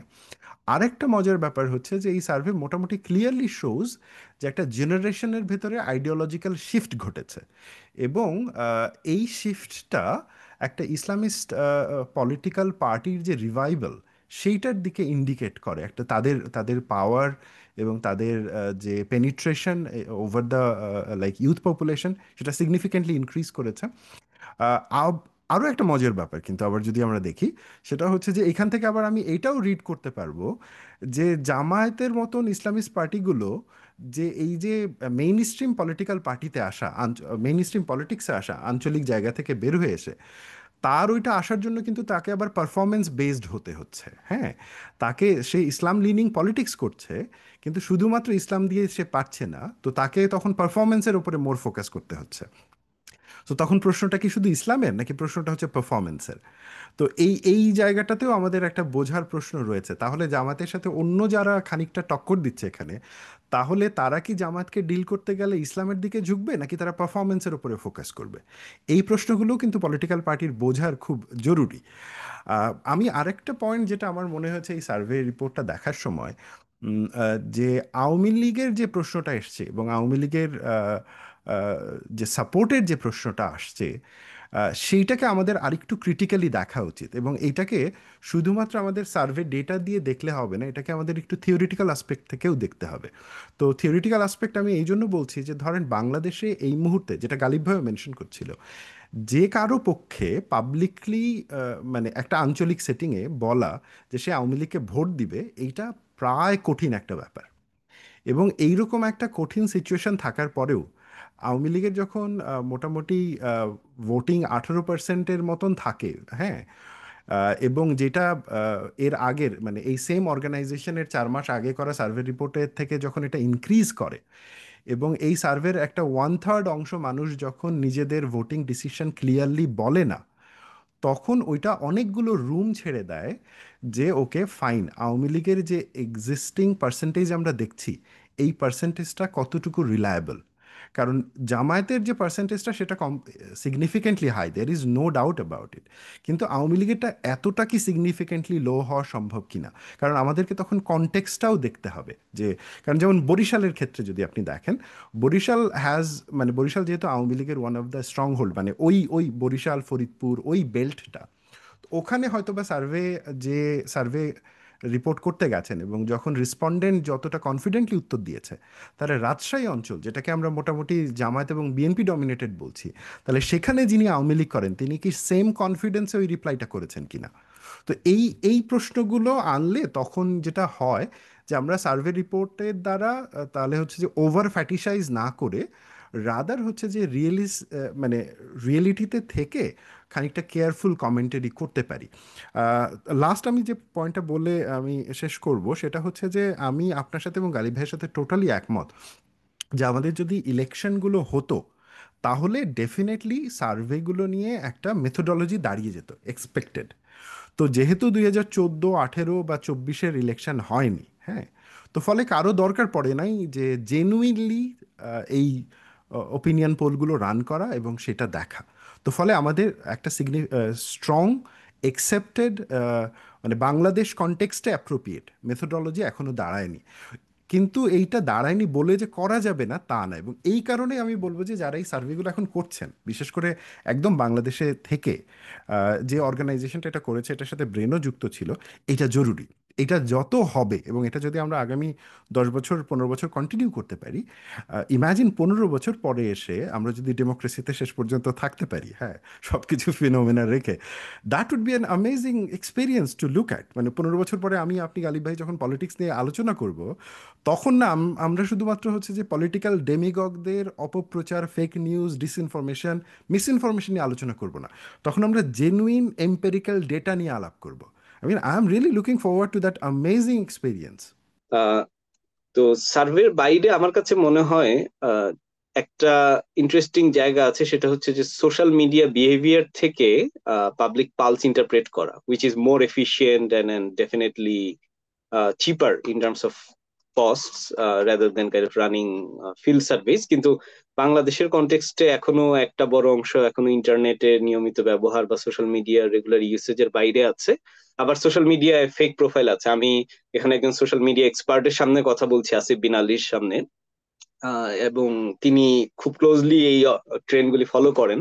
তো আমরা দেখছি যে ধরেন কেমব্রিজ অ্যানালিটিকা বলেন বা ইন্ডিয়ান ইলেকশন ক্যাম্পেইন বা ক্যাম্পেইনের ম্যানিপুলেশন বলেন, সব ক্ষেত্রেই বিভিন্ন পলিটিক্যাল উইং এই ডেটাগুলিকে ক্যাপিটালাইজ করছে, এবং এটা যত দিন যাবে এই সুযোগ তত বাড়বে। তো আমরা হয়তো সামনে আর 5 বছর পরে যে পলিটিক্যাল পালস সার্ভে গুলি রান করব, সেখানে হয়তো অনেক সোর্স এবং অনেক ডেটা পয়েন্ট আমরা সোশ্যাল মিডিয়া থেকে নেব, বা ওই ওই ট্রেন্ড গুলিকে অবজার্ভ করে ওইটার সাথে মিক্স এন্ড ম্যাচ করে বা ক্রস ইভালুয়েশন করে দেখার চেষ্টা করব যে আর ইন দ্য রাইট ডিরেকশন। এবং ক্যাম্পেইন স্ট্র্যাটেজির ক্ষেত্রে, ইলেকশন স্ট্র্যাটেজির ক্ষেত্রে আমার মনে হয় এই ইলেকশনেই আমরা এটার প্রয়োগ এবং ব্যবহার দেখব। আর যে পলিটিক্যাল পার্টিগুলো এই ক্ষেত্রে কাজ করতে চান তাদেরকে অনুরোধ করব যে এই বিষয়ে বাংলাদেশে পার্টিকুলারলি ডিজিটাল মার্কেটিয়ার বা এই রিলেটেড যারা রিসার্চ করেন, even Asif bin Ali can be an external consultant to hire as a strategist. So তাদেরকে ব্যবহার করে তারা খতিয়ে দেখতে পারেন, এবং এটা আমাদের পলিটিক্যাল ল্যান্ডস্কেপে খুব ইন্টারেস্টিং একটা নতুন এডিশন হবে এবং নতুন ডাইনামিক্স তৈরি করবে বলে আমি মনে করি। তো এই বলে শেষ করব। আপনাদের আজকে আমাকে এখানে আলাপের সুযোগ দেওয়ার জন্য অনেক ধন্যবাদ। আহ, গালিব ভাই, থ্যাংক ইউ সো মাচ। যেহেতু আসিফ ভাই এখনো কানেক্ট করতে পারেননি, উনি আমাকে কল দিচ্ছিলেন, সো আমি আর ইন্টারাপ্ট করি নাই, যাতে উনি কাটার সময় পরে এডিটিং এর সময় কেটে ফেলতে পারেন এটা। সো তারপরে আমি আর আসিফ ভাই টাইমটা ইয়ে করে ঠিক করে নিচ্ছি সাউন্ডটা। থ্যাংক ইউ গালিব ভাই। ওকে, থ্যাংক ইউ ভেরি মাচ। হ্যাঁ, রেকর্ডিং শুরু হয়েছে। আহ, অসংখ্য ধন্যবাদ গালিব। আমাদের এই স্টেজে গালিবকে একটু বিদায় দিতে হচ্ছে, ওনার একটি এঙ্গেজমেন্ট আছেন। এখন আমি চলে যাব আসিফ বিন আলীর কাছে। আমি আসিফ বিন আলীর কাছে জানতে চাবো আমাদের যে সার্ভে এক্সপিরিয়েন্স গুলো আমরা করলাম এখনো পর্যন্ত, এবং আপনাদের আলোচনায় মোটামুটি একটা ব্যাপার স্পষ্ট যে এরকম সার্ভে আরো অনেক বেশি হওয়া দরকার, কারণ আরো অনেক বেশি যখন এই ধরনের সার্ভে হবে আমাদের স্যাম্পলিং এর যে লিমিটেশনস গুলো সেগুলো ওভারকাম করা যাবে। আমাদের যেই সার্ভে মেথোডোলজির যেই লিমিটেশনস গুলো এগুলো ওভারকাম করা যাবে, প্লাস সামনে যারা আরো সার্ভে করবে তাদের কাছে কিছু ডাটা সেট থাকবে। এবং সবচেয়ে বড় আমরা যে অ্যাডভান্টেজটা পাবো, আমরা যখন এই যে এভিডেন্স বেসড আলোচনাগুলোর সুযোগ পাবো, আমাদের মিস ইনফরমেশন ডিসইনফরমেশনের সুযোগগুলো আস্তে আস্তে কমে যাবে। সোশ্যাল মিডিয়া বেসড যেই অলিক ফিগার হেড ধরনের আলোচনাগুলো আমাদের সারাক্ষণ ডুবে থাকতে, সেগুলো থেকে আমরা বের হওয়ার সুযোগ পাবো। এই জায়গায় আপনার কাছে আমার একটু জানার আগ্রহ যে বাংলাদেশের রাজনৈতিক দলগুলোর জন্য অবশ্য করণীয়টা কি, কারণ তাদেরকে তো এই বিষয়টাতে একজন সক্রিয় অংশগ্রহণকারী হতে হবে। মানে সার্ভে গুলো ওনাদেরকে রিড করতে হবে, ওনাদের নিজেদেরও প্রয়োজনে সার্ভে করাতে হবে। তো আপনার কি মনে হয় বাংলাদেশে যে পলিটিক্যাল পার্টি গুলো আছে তাদের কি কি ধরনের ক্যাপাসিটি বিল্ডিং বা কি কি ধরনের স্ট্র্যাটেজি রিঅ্যালাইনমেন্ট করা দরকার, যেন এই ধরনের সার্ভে গুলোতে ওনারা আরো বেশি নিজেদের স্টেকটা ক্লেম করতে পারেন এবং ওনারা নিজেদের পলিটিক্যাল স্ট্র্যাটেজিকে আরো বেশি স্ট্রেংথেন করতে পারেন? আহ, ধন্যবাদ আসিফ ভাই, এটা চমৎকার একটা প্রশ্ন। আমরা যদি বাংলাদেশের পলিটিক্যাল পার্টিগুলোর রাজনীতি এবং বাংলাদেশের রাজনীতিতে আমরা যদি দেখি যে রাজনৈতিক দলগুলো কাজ করছে, হুম, তাদের মধ্যে তাদের স্ট্র্যাটেজি, তাদের রাজনৈতিক কৌশল, সেই কৌশল দিয়ে রাজনীতি করা, এগুলো সব দিক থেকে বিবেচনা করলে মোরলেস সব থেকে ভালো মানে স্মার্টনেসের এক্সাম্পল রেখেছে দুটো দল। একটা হচ্ছে যে আওয়ামী লীগ, আর একটা হচ্ছে জামায়াতে ইসলামী। এই দুটো দলই আওয়ামী লীগের ক্ষেত্রে যেটা হচ্ছে, আওয়ামী লীগ দীর্ঘদিন ক্ষমতায় থাকার প্রেক্ষিতে তারা মোটামুটি একই সাথে যেমন স্বৈরতন্ত্র চালু করেছিল, কিন্তু তারা এইটাও বুঝেছিল যে গভর্নিং এর জন্য, রাজনীতির জন্য কি ধরনের টেকনোলজিক্যাল হেল্প দরকার, কি ধরনের মবিলাইজেশনগত হেল্প দরকার, স্ট্র্যাটেজি দরকার। সো আমরা এখন যখন আওয়ামী লীগ নিয়ে আলাপ আলোচনা করি, আওয়ামী লীগের 15 বছর শাসনকাল নিয়ে, আমরা আসলে নির্মোহভাবে আওয়ামী লীগের স্ট্র্যাটেজি নিয়ে আলোচনা করি না, আমরা তাদের অ্যাকশনটা নিয়ে আলোচনা করি, এবং which is totally valid. Awami লীগের অ্যাকশন যে ধরনের মানুষের মধ্যে ভায়োলেন্স ইনফ্লিক্ট করেছে, মানুষের মধ্যে যে ধরনের ক্ষত তৈরি করেছে, দেশের নাগরিককে যে ধরনের মানে কি বলবো, যে মানবাধিকার হরণের মুখোমুখি করেছে, সেই প্রেক্ষিতে এই আলোচনাটা একদম বৈধ। তবে যেহেতু ধরেন আমরা স্ট্র্যাটেজির জায়গা থেকে চিন্তা করছি, এবং রাজনীতি মাত্রই এক ধরনের কৌশল, এবং সেই কৌশলকে বৃহত্তর পরিবেশে বাস্তবায়ন করা, সেই ক্ষেত্রে আমরা দেখব যে বোথ আওয়ামী লীগ এবং জামাত এই কৌশলে চমৎকার সক্ষমতার উদাহরণ দিয়েছে। আওয়ামী লীগের এই সক্ষমতা 5 আগস্টের পরে ভেসে গেছে জনগণের প্রতিরোধের মাধ্যমে, কিন্তু পলিটিক্সে ওই পলিটিক্যাল পার্টির ওই মেমোরিটা তো থেকে গেছে, এক্সপিরিয়েন্স যে মেমোরিটা, সেটা থেকে গেছে। অন্যদিকে জামাতেরটা আমি বলবো যে নতুন করে জামাতেরটা স্ট্রেনথেন্ড হয়েছে, রিইমার্জ করেছে। তো ফলে গত 1 বছরে আমরা যদি জামাতের রাজনীতি দেখি, আমরা দেখব খুবই calculated, precise, to the point.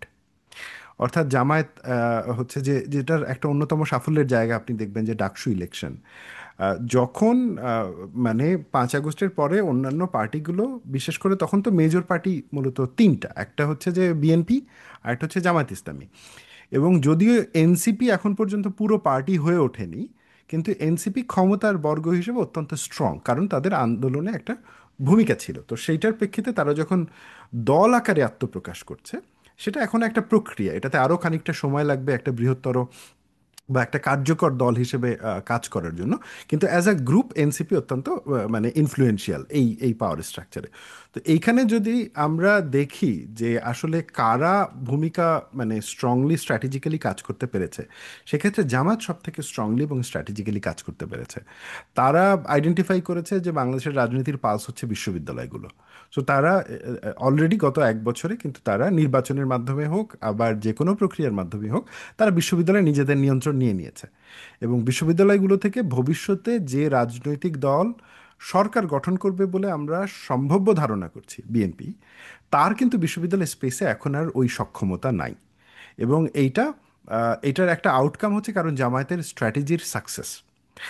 এখন আসা যাক যে এনসিপিও কিন্তু এক্ষেত্রে স্ট্র্যাটেজিক্যালি ফেল করেছে।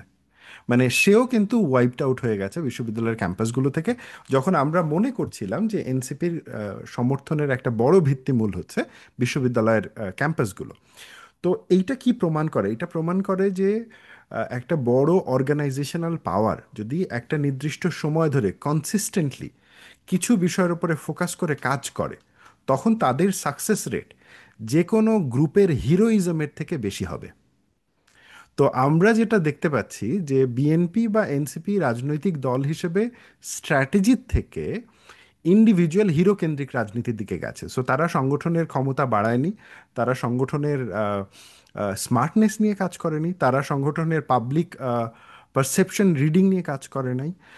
অন্যদিকে জামায়াত খুবই স্ট্রংলি অর্গানাইজড ওয়েতে সংগঠনের ফান্ডিং, সেই ফান্ডিংটাকে তার কর্মীদের মধ্যে ডিসিমিনেট করা এবং সেই ফান্ডিংটাকে ব্যবহার করে নিজেদের কর্মীদেরকে সক্ষমতাকে ব্যবহার করে মানুষকে মবিলাইজ করার কাজটা খুব চমৎকার গত এক বছর করেছে। এবং আমরা যে জামায়াতের সাকসেসটা এখন দেখতে পাচ্ছি, ইলেকটোরাল যে পোলিংগুলো হচ্ছে, তার কিন্তু অন্যতম কারণ শুধু এই না যে মানুষ জামায়াতের প্রতি সহানুভূতিশীল, তার অন্যতম কারণ এটাও যে জামায়াত এই যে বায়োনারি, অর্থাৎ বিএনপি চাঁদাবাজ আর জামায়াত হচ্ছে সৎযোগ্য লোক, এইটা তো সে তার প্রচারণার মাধ্যমে এস্টাবলিশ করতে পেরেছে। তো ফলে আপনি দেখবেন যে ব্যাপারটা এরকম না যে গত এক বছরে জামায়াতের কোনো নেতা মানে হচ্ছে যে চাঁদাবাজি করেনি। ব্যাপারটা এরকম না যে জামায়াতের শিবিরের কোনো নেতা মানে ক্যাম্পাসে অন্যায় করে নাই। হ্যাঁ, কিন্তু আপনি যখন প্রপোর্শনেটলি চিন্তা করবেন, আপনি দেখবেন যে জামায়াত কিভাবে তার প্রচারণাটা করেছে এবং তার যে ভুলগুলো ছিল সেটাকে কত সুন্দর করে কাভার আপ করেছে। অন্যদিকে অন্য যে দলগুলোর ক্ষেত্রে, আমি এটা বোধ দুইজনের ক্ষেত্রেই বলবো, বিএনপির ক্ষেত্রেও বলবো, এনসিপির ক্ষেত্রেও বলবো, যে তারা তাদের ভুলগুলো কোনো রকমের মানে কাভার আপও করতে পারে নাই, সেটা হ্যান্ডেলও করতে পারে নাই। আবার তারা যে ভালো কাজ যেটুকু করেছে সেটুকু নিয়ে মানুষের মধ্যে যে পারসেপশন তৈরি করার একটা ব্যাপার, সেটা নিয়েও খুব একটা কাজ করতে পারেনি। তো রাজনীতিতে না পারসেপশনটা ম্যাটার করে, এবং পারসেপশনটা আসে মূলত হচ্ছে যে আপনি কিভাবে স্ট্র্যাটেজাইজ করেন। এখন এবার আসি যে কেন আমি আওয়ামী লীগের স্ট্র্যাটেজির খানিকটা মানে হচ্ছে যে তাদের যে স্ট্রেংথ ছিল সেটা নিয়ে কথা বলছিলাম। ধরেন 2018 সালে আপনি আওয়ামী লীগকে আন্দোলন করে সরাতে পারেননি, তখনও কোটা আন্দোলন হয়েছে কেন? আর যেটা 2024-এ এসে হলো, কারণ 2018 পর্যন্ত আওয়ামী লীগের বয়ান, আওয়ামী লীগের পারসেপশন মানুষের মধ্যে অত্যন্ত স্ট্রং যে ওকে ফাইন, মানে আওয়ামী লীগ এইটা এটা করছে, হ্যাঁ ও হিউম্যান রাইটসের ভায়োলেট করছে, বাট ওই স্ট্রেংথটা ওরা মেনটেন করেছে। আপনি দেখেন 2023-24-এ এসে, বিশেষ করে 2023 থেকে এসে আওয়ামী লীগ এই নিয়ন্ত্রণগুলো হারাতে থাকে। কারণ বাই দ্যাট টাইম আওয়ামী লীগের এই স্ট্র্যাটেজির টিমে যারা ছিল, যারা কাজ করছিল, এরা কেউ কেউ টাকা পয়সা নিয়ে পালায় গেছে, গিয়ে হচ্ছে যে আমেরিকায় পিএইচডি করা শুরু করেছে, বা ইউকেতে গিয়ে পিএইচডি করা শুরু করেছে, বা কানাডায় গিয়ে পিএইচডি করা শুরু করেছে। বাকি যেগুলো দেশে ছিল তারা হচ্ছে যে ধরেন স্ক্যাম খুলে বসলো, নগদ খুলে বসলো, এবং সেই টাকাগুলো নিয়ে হচ্ছে যে নিজেদের মধ্যে অলিগার্কি গ্রুপ তৈরি করলো। মানে তখন আর কিন্তু তাদের ওই স্ট্র্যাটেজি নিয়ে খুব একটা ফোকাস নেই। তো তারা আওয়ামী লীগ যে স্ট্র্যাটেজিতে 2009-10 থেকে শুরু করে 2018-19 পর্যন্ত কন্টিনিউ করেছে, 19-এর পর থেকে এই ইন্টায়ার গ্রুপ, মানে যেহেতু আমি রাজনীতি ট্রাই করি ফলো করার, এবং নট লাইক যে শুধু মানে আগ্রহের জায়গা থেকে, এটা আমার গবেষণার কাজেরও একটা জায়গা, 19-এর পর থেকে আওয়ামী লীগের ইন্টায়ার স্ট্র্যাটেজি টিম গন।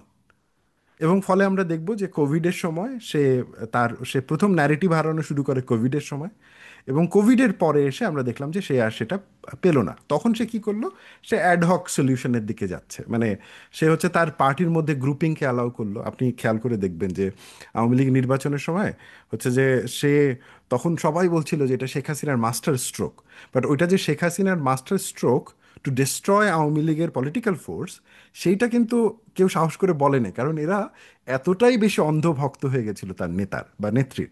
তো ফলে দেখা গেছে যে তার তার দলীয় কাঠামো ডিসমেন্টাল হয়ে গেল, তার হচ্ছে যে ওভারঅল যে ন্যারেটিভ বিল্ডিংয়ের যে টুলগুলো ছিল এবং যে ইন্ডিভিজুয়ালগুলো ছিল, তারা ইদার করাপ্ট এবং টুলগুলো ডেসিমিনেট মানে ডিস্ট্রয় হয়ে গেল।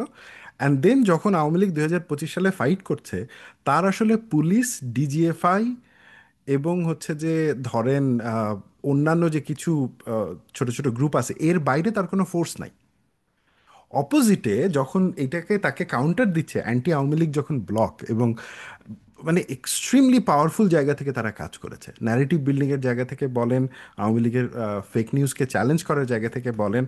তো ফলে আমি বলবো কি, বাংলাদেশের রাজনীতিতে এখন রাজনীতিবিদরা এটা যদি না বোঝেন স্ট্র্যাটেজিস্টদের ভূমিকা এবং স্ট্র্যাটেজি কিভাবে কাজ করে, হ্যাঁ, এবং তারা বিশেষ করে এই এই বাণীটা আমি আসলে বিএনপির জন্য পার্টিকুলারলি দিব, তারা যদি এটা না বোঝেন, তাহলে বিএনপির অবস্থা 2001 থেকে 6 যে ধরনের কাহিনী হয়েছিল, সেই ধরনের অবস্থার দিকে বিএনপি এগোবে। কারণ বিএনপির কোনোভাবেই এটা মনে করার দরকার নাই যে বিএনপি মানুষের কাছে একমাত্র অপশন, যেটা এখন অনেক ক্ষেত্রে অনেকেই মনে করছেন। আমি একটা এক্সাম্পল দিই আপনার, 91 সালের নির্বাচনের সময় তখনও কিন্তু এরকম নানা জরিপ টরিপ হচ্ছিল, হ্যাঁ, পত্রিকাগুলো একদম বিশাল করে ফুলায় ফাপায় প্রকাশ করে যে নির্বাচন যখন হবে আওয়ামী লীগ আওয়ামী জিতবে লীগ। এবং আওয়ামী লীগ 220টার মতন সিট পেয়ে একদম জিতে যাবে। তো তখন যেটা হয়েছে যে আমাদের রণ ভাইরা যারা ছিলেন, হায়দার রণ ভাই, তারপরে হচ্ছে যে নাজিম কামরান চৌধুরী, হ্যাঁ, তারা একটু ওনারা মাইনরিটি ছিলেন, হ্যাঁ, তো ওনারা বলতেছিল না না আওয়ামী লীগ জিতবে না, ওনারা বলছিল যে বিএনপি জিতবে। এবং ওনারা যখন এটা বলেছে তখন কিন্তু তারা আওয়ামী লীগের কর্মীদের কাছ থেকে এবং সেই সময় যারা এই প্রচারণাটা করছিল বিশাল চাপের মুখে পড়েছে। এবং এই চাপটা, এই প্রচারণাটা এত স্ট্রং ছিল, ইভেন আওয়ামী লীগের যারা বিএনপির হয়ে যারা নির্বাচনে দাঁড়িয়েছিলেন তারাও কনফিউজ ছিলেন টু সাম এক্সটেন্ট, তারা জিতবে কিনা। মানে এটার একটা এক্সাম্পল দেখতে পাই, এই যে শাহজাহানপুরের মির্জা আব্বাস সাহেব, তিনি কিন্তু তার যে কনস্টিটিউয়েন্সি ঢাকার, সেখানে শাহজাহানপুরে যখন তিনি নির্বাচন করছেন, দুপুর নাগাদ তিনি প্রেস ক্লাবে গিয়ে মানে প্রেস কনফারেন্স করে জানাচ্ছে যে তার ধারণা যে নির্বাচনে বিশাল কারচুপি হচ্ছে। হ্যাঁ, এখন সন্ধ্যাবেলা দেখা গেল যে মির্জা আব্বাস বিপুল ভোটে বিএনপির প্রার্থী হিসেবে জয়লাভ করলো। তো এই যে দেখেন, মানে পারসেপশন যখন ক্রিয়েট করা হয় তখন পলিটিক্যাল পার্টিগুলো কিন্তু অনেক ক্ষেত্রেই পারসেপশন হ্যান্ডেলে ভুল করার একটা সম্ভাবনা থাকে। এবং এই জন্যই আসলে পলিটিক্যাল পার্টিগুলোর স্ট্র্যাটেজি টিমের দরকার হয়, এই জন্যই পলিটিক্যাল পার্টিগুলোর এই ইন্ডিভিজুয়ালগুলোর দরকার হয় যারা হচ্ছে ডেটা বোঝে, যারা সোশ্যাল মিডিয়া ট্রেন্ড বোঝে বর্তমান কনটেক্সটে, যারা পারসেপশন বোঝে, যারা পারসেপশন কিভাবে স্ট্রাকচার করতে হয়, ডিকনস্ট্রাক্ট করতে হয়, এইগুলো বোঝে। এইগুলো না আসলে শুধু বক্তৃতার বা একটা ছোট্ট ফেসবুক স্ট্যাটাসের ব্যাপার না। এই যে জামায়াত এখন যে রাজনীতিটা করছে, তাদের আপনি যদি জামায়াতের ইন্টায়ার প্রচারণা দেখেন, জামায়াত ইন্টায়ারলি প্রচারণা করছে সার্ভিস বেস রাজনীতির উপরে। জামায়াতের তো মানে আমরা রাইট। যেটা বুঝি যে জামায়াতের তো রাজনীতি, জামাত সে বলবে যে সে খিলাফত নিয়ে কথা বলবে, হ্যাঁ, খুব সাধারণ এটা নিয়ে বলে না, অর্থ- ওরা এটা নিয়ে তারা বলে না। খিলাফত নিয়ে কোনো কথা বলেন। আপনি জামায়াতকে জামায়াতের আপনি যারা টেলিভিশনে আসছে তাদেরকে আপনি একটা কথা বের করতে পারবেন না তার মুখ থেকে খিলাফত এবং শরিয়া নিয়ে। কিন্তু যেইখানে জামায়াতের রাজনীতির বেসিক সোর্স মৌদুদি যে চিন্তার জায়গাটা, মানে শাসনতন্ত্রের যে ভাবনাটা, রাষ্ট্র কাঠামোর যে ভাবনাটা, সেখানে এই ব্যাপারটা রয়েছে। তাহলে কেন তারা এটা করছে না? বিকজ তারা বুঝতে পেরেছে যে এখন ভোটের রাজনীতির জন্য তাদেরকে ক্যাডার ভিত্তিক রাজনীতির বাইরে আসতে হবে। এই যে বোঝাপড়া, এবং এই বোঝাপড়াটাকে সামনে রেখে তারা যখন আপনার ইস্যু ভিত্তিক রাজনীতির দিকে আগাচ্ছে, তারা যখন সার্ভিস প্রোভাইড করার প্রমিস করছে, তখন তো মানুষ তাকে মানে তার প্রতি একটা সহানুভূতি তৈরি করবে। কারণ আপনি যদি চিন্তা করেন 1971 সালে জামায়াতের যে কার্নিভাল সিন, হ্যাঁ, ওই পাপের বাইরে জামায়াতের তো গভর্নিং এর সিন নাই। মানে রাইট। আই নো, মানে কেউ এইটা আমাকে অনেকে সমালোচনা করতে পারে, কিন্তু 1971 সালে জামায়াতের যে পাপ, সেই পাপটা জেনুইন পাপ, কিন্তু গভর্নিং এর পাপ তো জামাত এখনো পায় নাই। জামাত একটা সময় হ্যাঁ, গভর্নিং এ এমনকি হ্যাঁ, এমনকি 2001 বা 2006 সালে ছয়। যে ওনারা তৎকালীন সরকারের পার্ট ছিলেন, সেখানে ওনাদের যে মন্ত্রী ছিল তাদেরও সিগনিফিকেন্ট কোনো ইয়ে এখনো পর্যন্ত শোনা যায় না বা মিডিয়াতে আসে না অন্তত। না, এবং সেটাই মানে গুরুত্বপূর্ণ 2001 থেকে 6-এ জামায়াতের যে মানে গভর্নিং এ অংশগ্রহণ করা, ওইখানে সাকসেসের যতটুকু দায় সব জামায়াতের, আর ফেইলিয়ার যতটুকু সব রাইট, বিএনপির। এই যে ধরেন এক্স্যাক্টলি। ন্যারেটিভটা আপনি দেখেন, দিস ইজ ভেরি ইন্টারেস্টিং। হ্যাঁ, যে তখন মিডিয়া বানালো কে? জামায়াত। নয়া দিগন্ত, রাইট, দিগন্ত টিভি, ইসলামিক টিভি। তখন ইসলামিক টিভি, ব্যাংক, ব্যাংক নিল কে? জামায়াত। ইসলামী ব্যাংক, তারপর অন্যান্য ইসলামী ব্যাংকের যে শাখা, মানে আমি ইসলামিক একদম, ব্যাংকে, হ্যাঁ, প্রমিনেন্ট। তারপরে যে ইবনে সিনা হসপিটাল থেকে শুরু করে আরো যেগুলো আছে, আপনি যদি দেখেন যে জামায়াতের বিশেষ করে 293 বা 94টার মতন প্রতিষ্ঠান, এর মেজরিটি প্রতিষ্ঠান কনস্ট্রাকশন থেকে শুরু করে পানির বিজনেস, ব্যাংক থেকে শুরু করে মিডিয়া, 2001 থেকে 6 পর্যন্ত এগুলো সব বানাইছে জামায়াত। দায় কার? বিএনপির। এখন এখন বিএনপি কি করেছে? বিএনপির যেটা হয়েছে যে বিএনপি যেহেতু client patron base party, BNP কোনো অর্গানাইজড মানে হচ্ছে জামাতের মতন অর্গানাইজড ক্যাডার ভিত্তিক পার্টি না। বিএনপি যেটা করেছে যে ইন্ডিভিজুয়াল জায়গা থেকে করেছে, মানে বিএনপির কোনো নেতা পার্টিকুলারলি, ধরেন ফালু সাহেব, হ্যাঁ, তিনি তিনি একটা মিডিয়া নিয়েছেন। বাট ফালুকে নিয়ে যত সমালোচনা হয়েছে, নয় দিগন্ত নিয়ে কি সেম লেভেলে সমালোচনা হয়েছে? কেন হয় নাই? মানে ব্যাপারটা কি এইরকম যে মানে একই সময়ে দুইটা জিনিস ঘটছে, বাট একটা হচ্ছে পারফেক্ট আর একটা হচ্ছে ইমপারফেক্ট। এই যে বাইনারি ব্যালেন্সগুলো, এইটা কিন্তু জামায়াত, আমি বলবো যে তার ব্রেন দিয়ে, তার এক্সিলেন্স দিয়ে এটা তৈরি করে পেরেছে। তো এখন রাজনীতিতে যদি আমি ব্রডলি চিন্তা করি, এই মুহূর্তে বিএনপির প্রাইমারি অ্যানিমি হচ্ছে জামায়াত। মানে আমি যদি রিয়েলিজমের জায়গা থেকে দেখি, সেকেন্ডারি এনিমি হচ্ছে আওয়ামী লীগ আপাতত। কারণ হচ্ছে যে আওয়ামী লীগ, এখন আওয়ামী লীগের ওই ক্যাপাসিটি নেই বিএনপিকে চ্যালেঞ্জ করার। আগামী 5-7 বছর হবে কিনা আমি শিওর না, বাট ইভেনচুয়ালি হয়তো বা একটা সময় হবে। কিন্তু এখন যদি বিএনপিকে চ্যালেঞ্জ করার কারো সক্ষমতা থাকে, সেটা একমাত্র জামায়াতের আছে, এবং জামায়াত এটা কিন্তু খুব সাকসেসফুলি করবে। এখন এই সক্ষমতা মোকাবেলা করার জন্য জামায়াত যেখানে ধরেন স্ট্র্যাটেজি টিম নিয়ে কাজ করছে, জামায়াত যেখানে 2024 সালের ডিসেম্বর থেকে ডাকসু নিয়ে কাজ করছে, ডাকসুর প্রতিনিধিদেরকে গ্রুম করা হয়েছে যখন তারা টেলিভিশনে গিয়ে কী বলবে এই ব্যাপারগুলোতেও তারা ট্রেন করেছে। হ্যাঁ, সেইখানে বিএনপি 15 দিনের বা 20 দিনের প্রস্তুতি নিয়ে সে হচ্ছে যুদ্ধ করতে যাচ্ছে। মানে এইটা না, ব্যাপারটা আপনি সিরাজউদ্দৌলা নাটক, যদি নাটক বা সিনেমা দেখেন, আপনি দেখবেন যে খুব ব্ল্যাঙ্কলি দেখানো হয় ক্লাইভ ইজ ভেরি ব্যাড, এবং সিরাজ হচ্ছে যে খুবই ইমোশনাল স্যাডিস্ট, সেই মানে সেই দুঃখী জননীর হিরো। হ্যাঁ, এবং সিরাজ পরাজিত হচ্ছে কিন্তু হয়েও জয়লাভ করছে, এই যে হিস্টোরিক্যাল মেমোরিতে। কিন্তু আলটিমেটলি তো হি ফেইল্ড। হ্যাঁ, and that failure lead us to 200 years of colonial rule. এখন আমি স্লেভারি। এই 200 বছর তো ওইখানে ক্লাইভের আমি স্ট্র্যাটেজি দেখবো না, ওইখানে আমি তার স্ট্রেংথ দেখবো না, ওইখানে তার আমি যুদ্ধ কৌশল দেখবো না, আমি শুধু এটাই দেখবো যে সিরাজ অ্যাবসলিউটলি। ষড়যন্ত্রের কারণে পরাজিত হয়েছে। এইটা তো এটা তো হচ্ছে দুর্বলের আর্গুমেন্ট, যে আমাকে ষড়যন্ত্র করে পরাজিত হয়েছে। তুমি যদি তোমার ঘরের ষড়যন্ত্র ডিল করতে না পারো, দ্যাটস ইয়োর ফেইলিয়ার। এটা তোমার অপোনেন্টের ফেইলিয়ার না। হ্যাঁ, আমার ষড়যন্ত্র হচ্ছে, আমাকে এই করলো। এটা তো হইলো খুবই ভিক্টিম মোডের জায়গা থেকে আলাপ আলোচনা করা। তো আপনার প্রশ্নটা আমি সামারি করবো এইভাবে যে বাংলাদেশের রাজনীতি এখন খুব ইন্টারেস্টিং কিছু ফিনোমেনার মধ্যে দিয়ে যাচ্ছে। হ্যাঁ, আহ, আহ, যদি এগেইন আমি বললাম যে আমি শিওর না যে আমরা কতদিন মানে গণতন্ত্রে ট্রানজিট করে গণতন্ত্রের ভেতরে থাকতে পারবো, কারণ ওইখানে অনেকগুলো মানে অসঙ্গতি রয়েছে, রিস্কও রয়েছে। কিন্তু যদি আমরা গণতন্ত্রের ভেতরে থাকতে পারি, এবং যদি এই পলিটিক্যাল পার্টিগুলো অপারেট করে, এবং বিশেষ করে যদি বিএনপি নিজেও যদি অপারেট করতে চায় একটু successfully, they need to think about political strategy making. If they don't think about it, তাদের সব থেকে বড় রিস্ক হচ্ছে যে ইভেনচুয়ালি তারা রাজনীতিতে নিয়ন্ত্রণ হারাবে, এবং রাজনীতি আবার জামাত এবং আওয়ামী লীগ এই দুই গ্রুপের মধ্যে ভাগ হয়ে যাবে। এবং বিএনপির জন্য এটা অনেক বড় একটা রিস্ক। অনেক ধন্যবাদ আসিফ, আপনার এই দারুণ একটা আলোচনার জন্য। আমরা এই রাজনৈতিক দলগুলোর বিষয় করণীয়র ক্ষেত্রে আপনি ঐতিহাসিক প্রেক্ষাপটগুলোকে যেভাবে ব্যাখ্যা করে আমাদের বর্তমান কনটেক্সটে চ্যালেঞ্জ গুলোকে রাজনৈতিক দলগুলোর জন্য তুলে ধরলেন, এবং করণীয়টা সহজভাবে বুঝিয়ে দিলেন যে আসলে স্ট্র্যাটেজিক জায়গাতে মনোযোগ দেওয়া ছাড়া এখন আর কোনোই বিকল্প নেই রাজনৈতিক। কারণ এখন বাংলাদেশের মানুষের রাজনৈতিক চিন্তারও অনেক বড় ধরনের একটা রূপান্তর হয়ে গেছে। আগের মতো তারা একটা পাওয়ারফুল লোককেই তারা পাওয়ারফুল হিসেবে মেনে নিয়েই রাজনৈতিক প্রক্রিয়া অংশগ্রহণ করবেন, বিষয়টা এতটা সিম্পল এখন আর নয়। প্লাস জিওপলিটিক্যাল ল্যান্ডস্কেপে আমাদের এখন যা ঘটছে, একটা নতুন জেনারেশন, যেটা এখন একদম ইয়াঙ্গার জেনারেশন, যারা এখন পলিটিক্যালি যেভাবে ওপিনিয়নের হচ্ছেন, যেভাবে পার্টিসিপেট করছেন, সেটার একটা বড় প্রভাব আছে। তো এই জায়গাটাতে আমরা দারুণ একটা ডিসকাশন শুনলাম আজকে, এই ইলেকটোরাল স্ট্র্যাটেজি বা পলিটিক্যাল প্ল্যানিং এর ক্ষেত্রে সার্ভের রোল এবং আমাদের বাংলাদেশের রাজনৈতিক প্রেক্ষাপটে এর প্রভাব সম্পর্কে।